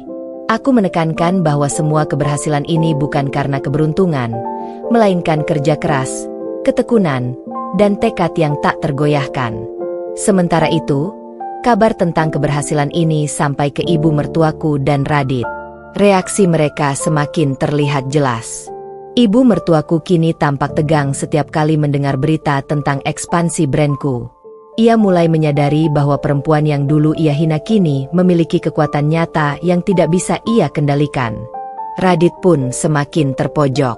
Ia jarang muncul, dan ketika muncul pun hanya untuk melihat rumah atau mengambil sesuatu tanpa bisa menentang atau meremehkanku lagi. Kekuasaan yang dulu ia pegang atasku kini lenyap. Aku merasakan puas yang halus, bukan karena dendam semata, tapi karena keadilan telah berjalan sesuai jalannya. Aku pun mulai melakukan ekspansi ke kota-kota besar lain, Surabaya, Medan, Bandung, dan Makassar. Aku bekerja sama dengan distributor lokal, membuka gerai kecil, dan memastikan kualitas tetap terjaga. Setiap gerai baru adalah bukti nyata bahwa brandku kini menguasai pasar, bukan lagi sekadar usaha kecil dari desa. Suatu malam, aku duduk di kantor pusat brandku, menatap layar komputer yang menampilkan grafik penjualan nasional. Setiap angka naik dengan pesat. Setiap kota yang baru tersentuh adalah kemenangan. Aku tersenyum tipis, menutup mata sejenak, dan berbisik pada diriku sendiri. Semakin mereka meremehkan, semakin aku bangkit. Suatu hari, Radit dan ibunya akan benar-benar hancur melihatku berdiri di puncak. Keesokan harinya, aku menerima telepon dari seorang investor besar yang ingin memperluas distribusi ke Asia Tenggara. Ini adalah langkah baru yang lebih menantang, tapi juga semakin mendekatkan aku pada impianku untuk membuktikan bahwa perempuan yang dulu dipermalukan bisa menjadi sosok tak tertandingi. Di sisi lain, ibu mertuaku mulai terlihat putus asa. Setiap kali tetangga membicarakan keberhasilanku, wajahnya memerah, matanya menatap dengan rasa malu dan takut bercampur. Ia mulai menyadari bahwa semua hinaan dan cemoohan yang pernah ia lakukan kini berbalik menjadi kehancurannya sendiri secara moral dan sosial. Radit pun semakin pasif. Ia tidak lagi bisa menantangku, dan semakin hari, semakin terlihat kecil di hadapanku. Aku tidak lagi peduli padanya. Fokusku hanyalah membangun imperium kecilku, memperluas pengaruh, dan memastikan brandku menjadi simbol kekuatan, kerja keras, dan ketekunan perempuan. Malam itu, aku duduk di balkon rumah, menatap langit penuh bintang. Angin malam yang sejuk seakan membawa pesan bahwa aku berada di jalur yang benar. Aku tersenyum tipis dan berbisik pada diriku sendiri. Ini baru permulaan dari kekuasaan sejati. Suatu hari nanti, mereka yang meremehkan orang tuaku akan tahu arti sebenarnya dari rasa malu dan kekalahan. Dan saat itu, aku akan berdiri di puncak, tak terbendung dan tak terkalahkan. Setelah berhasil menaklukkan pasar nasional, langkah berikutnya adalah ekspansi internasional. Aku tahu ini bukan hal mudah, tapi aku yakin dengan kualitas produk dan kerja keras yang telah kulalui.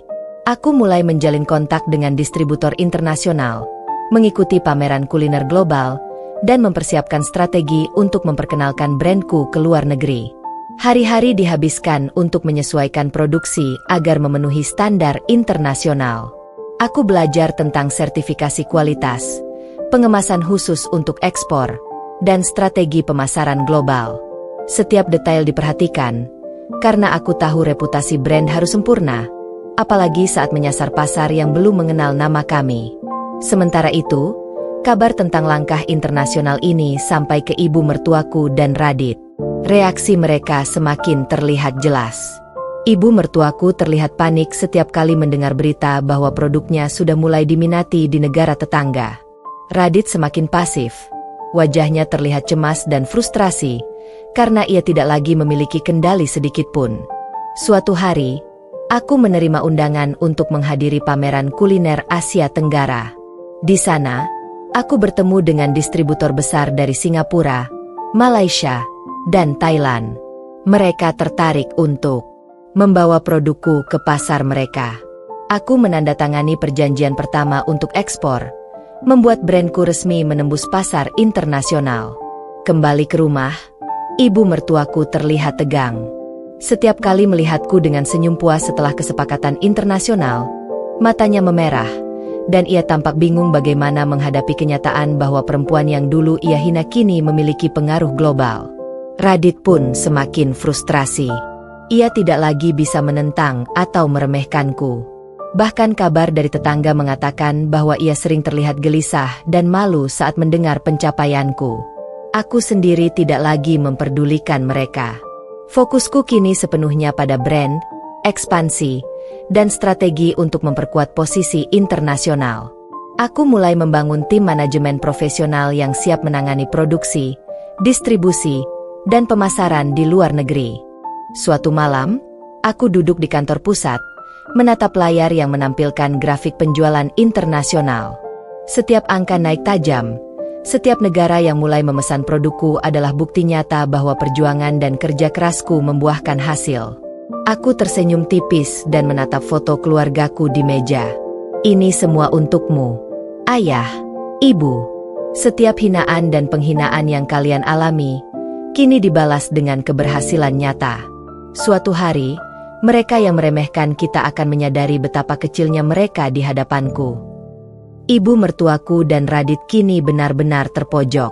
Setiap langkah kesuksesan yang kulakukan menjadi bukti nyata bahwa mereka tidak lagi punya kendali atasku. Mereka menyadari, perempuan yang dulu mereka hina kini telah menjadi sosok yang tak terkalahkan. Malam itu, aku menatap langit malam dari balkon, tersenyum tipis. Ini baru permulaan dari kekuasaan global. Suatu hari nanti, mereka yang menghina orang tuaku akan merasakan rasa malu yang tak tertahankan. Dan saat itu, aku akan berdiri di puncak, tak terbendung dan tak terkalahkan. Aku tahu, perjalanan ini masih panjang, penuh tantangan dan rintangan baru, tapi setiap langkah yang kulalui membuatku semakin kuat. Aku bukan lagi perempuan yang takut, bukan lagi perempuan yang dipermalukan.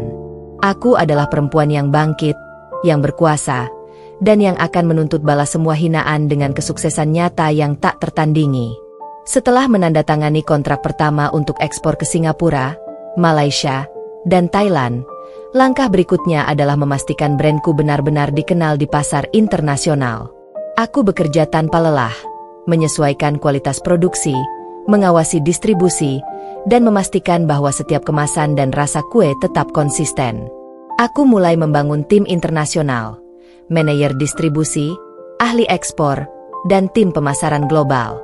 Semua bergerak dengan profesional, memastikan brandku menjadi nama yang dikenal di Asia Tenggara, bahkan mulai menarik perhatian investor dari Eropa. Setiap keberhasilan membuat rasa percaya diriku semakin tumbuh. Aku tahu, ini bukan sekadar soal bisnis.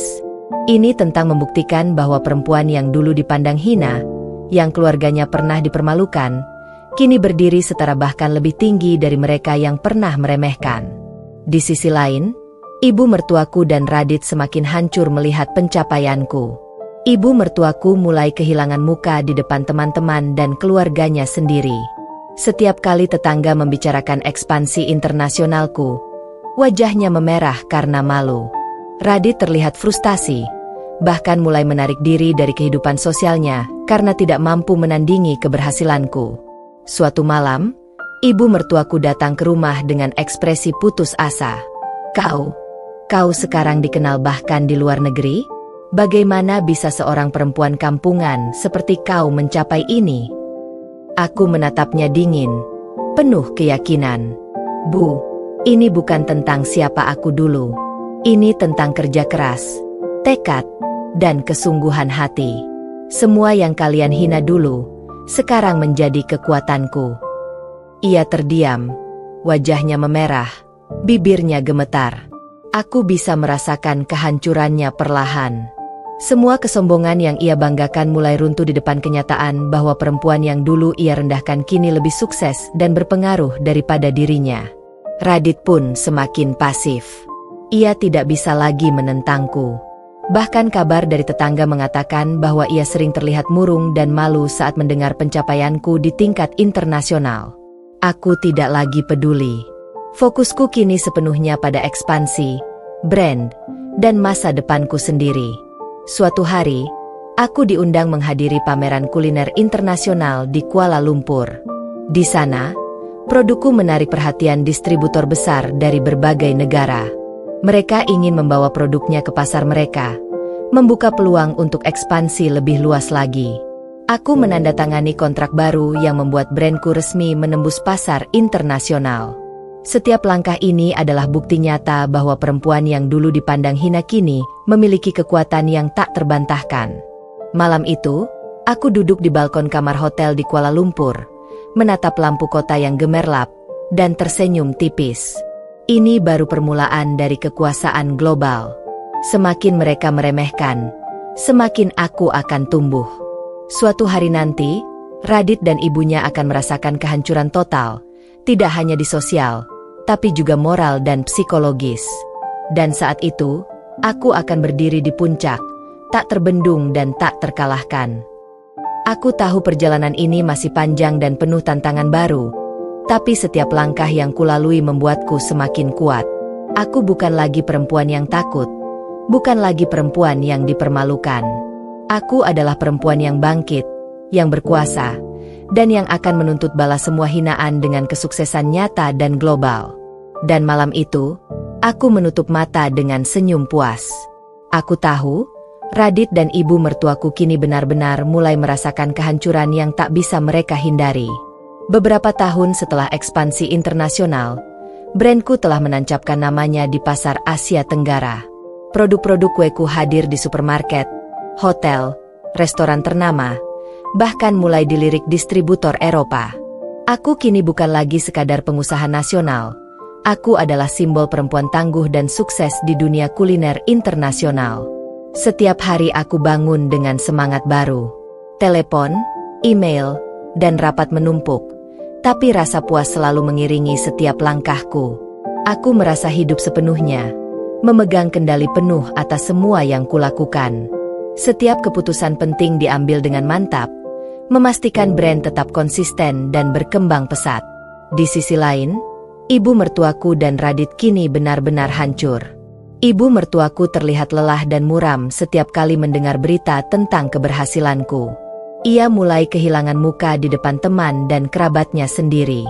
Radit, yang dulu selalu merasa superior, kini terlihat pasif dan terpojok. Ia tidak mampu menyaingi keberhasilan dan pengaruhku yang kini meluas hingga internasional. Suatu sore, ibu mertuaku datang ke rumah lagi. Kali ini wajahnya pucat dan bibirnya gemetar. Kau sekarang menguasai pasar internasional? Bagaimana bisa seorang perempuan kampungan seperti kau mencapai ini? Aku menatapnya dengan tenang dan percaya diri. Bu, ini bukan tentang siapa aku dulu. Ini tentang kerja keras, tekad, dan ketekunan. Semua yang dulu kalian hina kini menjadi kekuatan yang tidak bisa kalian hentikan. Ia menunduk, tidak mampu berkata-kata. Aku bisa merasakan kehancuran moral dan psikologisnya perlahan. Setiap detik yang berlalu menambah rasa malu dan frustrasinya. Radit pun semakin pasif. Ia bahkan tidak berani muncul ke rumahku. Takut berhadapan dengan kenyataan bahwa perempuan yang dulu ia remehkan kini berdiri jauh lebih tinggi darinya. Aku mulai memperluas jaringan bisnis ke lebih banyak negara. Aku menghadiri pameran kuliner global, menandatangani kontrak distribusi internasional, dan membangun tim profesional yang mengelola operasional global. Brandku kini dikenal bukan hanya karena kualitas kue, tapi juga karena citra profesional dan dedikasi yang melekat pada namaku. Setiap pencapaian baru semakin mengukuhkan kekuasaanku. Aku bukan hanya membuktikan diri, tapi juga menunjukkan pada dunia bahwa perempuan yang dipandang hina bisa bangkit, menjadi sosok tak terkalahkan, dan membangun imperium nyata. Suatu malam, aku duduk di kantor pusat, menatap layar yang menampilkan grafik penjualan global. Setiap angka naik pesat. Setiap kota baru yang mulai memesan adalah bukti nyata bahwa perjuangan dan kerja kerasku membuahkan hasil. Aku tersenyum tipis, menatap foto keluargaku di meja. Ini semua untukmu, ayah, ibu. Setiap hinaan yang kalian alami kini dibalas dengan keberhasilan nyata. Suatu hari, mereka yang meremehkan kita akan tahu betapa kecilnya mereka di hadapanku. Dan malam itu, aku menatap langit dari balkon, merasakan angin malam yang sejuk. Aku tahu, perjalanan ini masih panjang, tapi setiap langkah yang kulalui membuatku semakin kuat. Aku bukan lagi perempuan yang takut atau dipermalukan. Aku adalah perempuan yang bangkit, berkuasa, dan akan menuntut balas semua hinaan dengan kesuksesan nyata, global, dan tak terbantahkan. Radit dan ibu mertuaku kini benar-benar tidak memiliki kekuatan untuk menandingi keberhasilanku. Mereka hanya bisa menyaksikan perempuan yang dulu mereka remehkan berdiri jauh lebih tinggi, tak terkalahkan, dan dominan. Beberapa tahun setelah brandku menaklukkan pasar internasional, aku merasa saatnya untuk menunjukkan hasil kerja keras dan kesuksesan yang sesungguhnya kepada Radit dan ibu mertuaku. Semua hinaan, cemoohan, dan penghinaan yang mereka lakukan terhadap keluargaku kini harus dibayar dengan rasa malu yang mereka tak akan pernah lupakan. Aku mulai merencanakan pembalasan terakhir secara rapi dan penuh strategi. Tidak ada kekerasan, tidak ada amarah. Semua dilakukan dengan elegan, profesional, dan tentunya dengan kekuatan finansial dan sosial yang telah kuperoleh. Langkah pertama adalah memastikan brandku semakin menonjol. Aku mengadakan gala dinner eksklusif, mengundang seluruh tokoh bisnis, media, dan influencer kuliner nasional dan internasional. Ini bukan sekadar acara biasa. Ini adalah panggung untuk menunjukkan kekuatan, prestasi, dan dominasi yang telah kuraih. Tamu-tamu mulai berdatangan. Setiap sudut ruangan dipenuhi lampu sorot, dekorasi mewah, dan produk-produk unggulan brandku yang disusun rapi. Media mulai mengambil gambar dan merekam setiap momen. Semua orang berbicara tentang kesuksesanku, dan aku menatap mereka dengan tenang, penuh keyakinan. Di antara tamu, aku sengaja menempatkan ibu mertuaku dan Radit. Aku mengundang mereka dengan alasan untuk melihat kesuksesan keluarga menantuku secara langsung. Mereka datang dengan wajah merah, cemas, dan jelas tidak nyaman berada di tengah orang-orang berpengaruh yang semuanya mengagumi diriku. Acara dimulai. Aku naik ke panggung, menyapa semua tamu dengan senyum percaya diri. Semua mata tertuju padaku.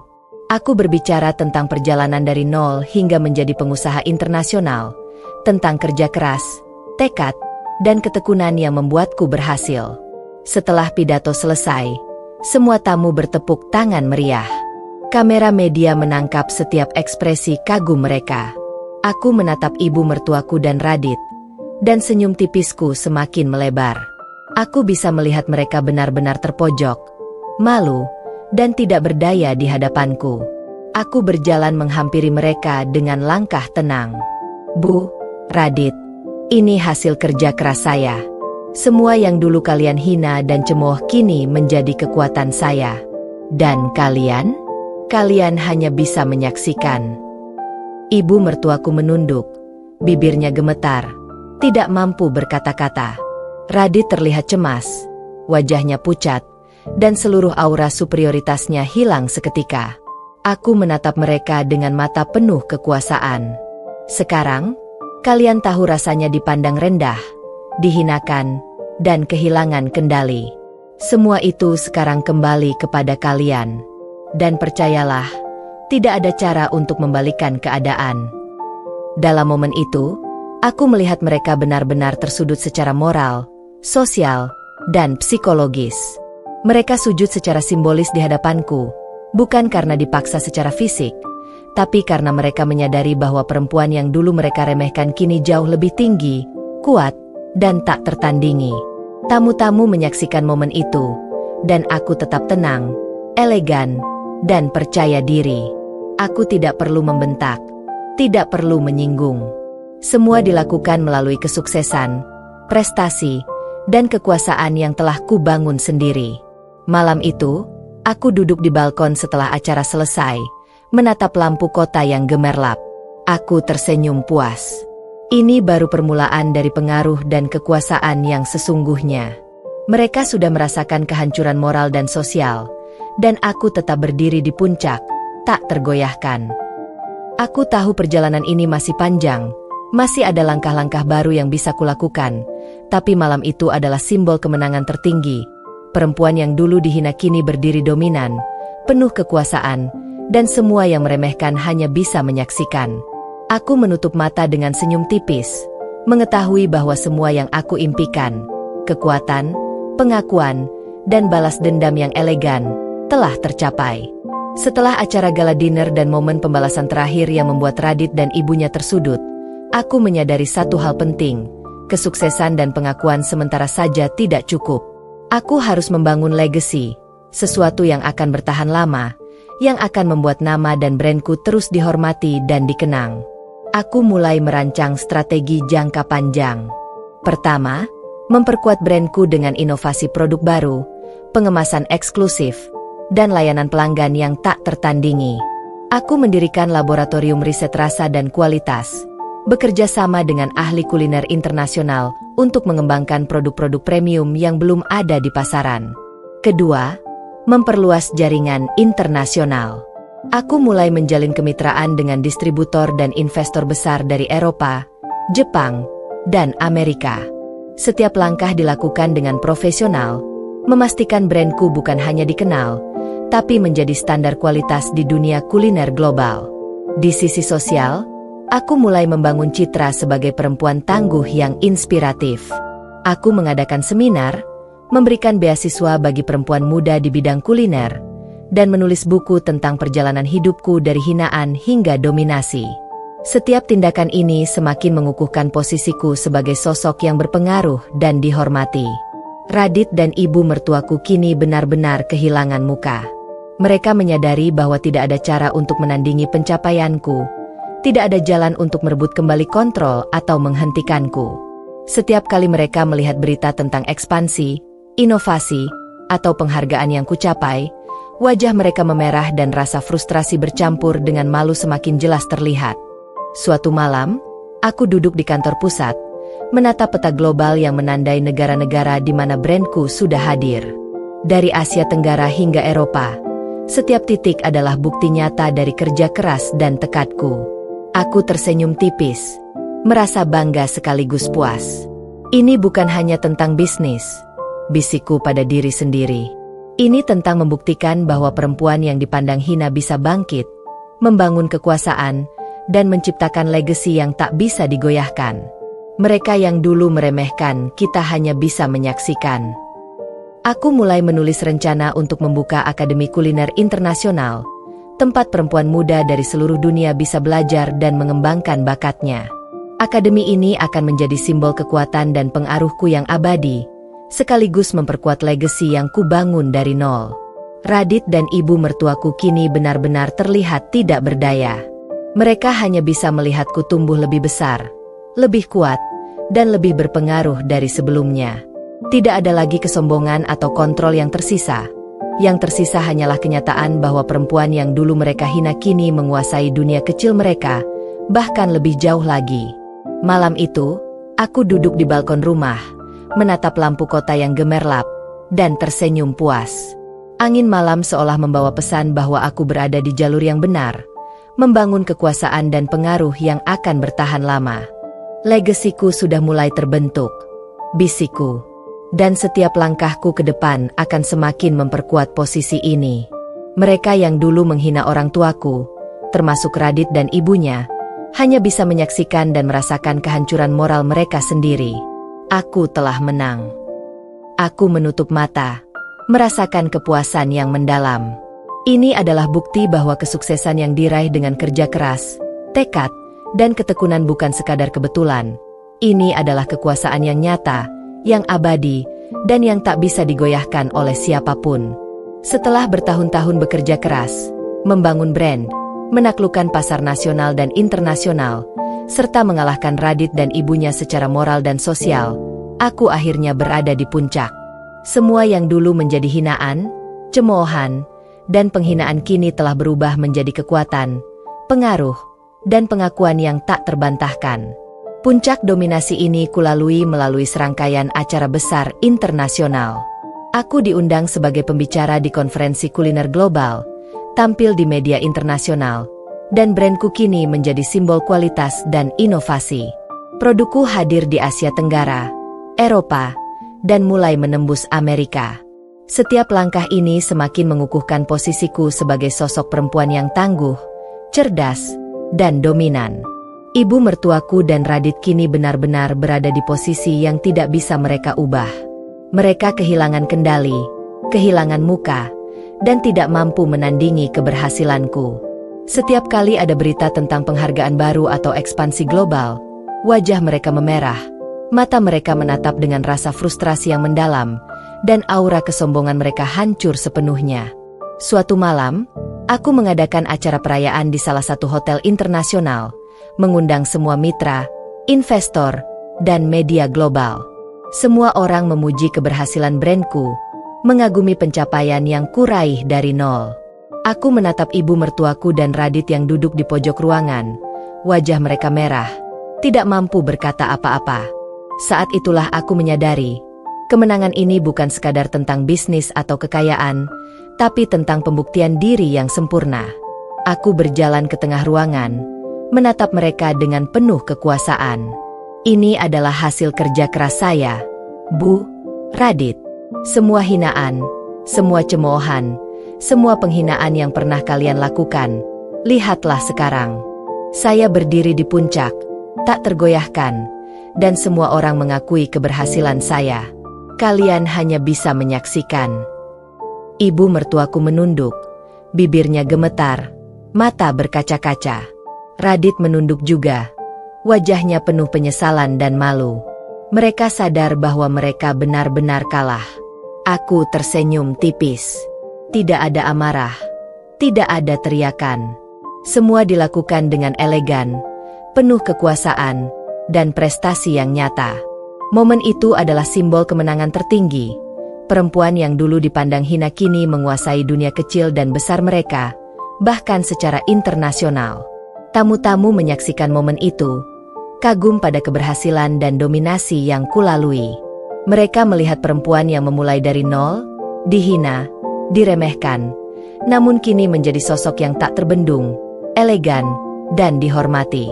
Malam itu, aku berdiri di balkon hotel, menatap lampu kota yang gemerlap, dan tersenyum puas.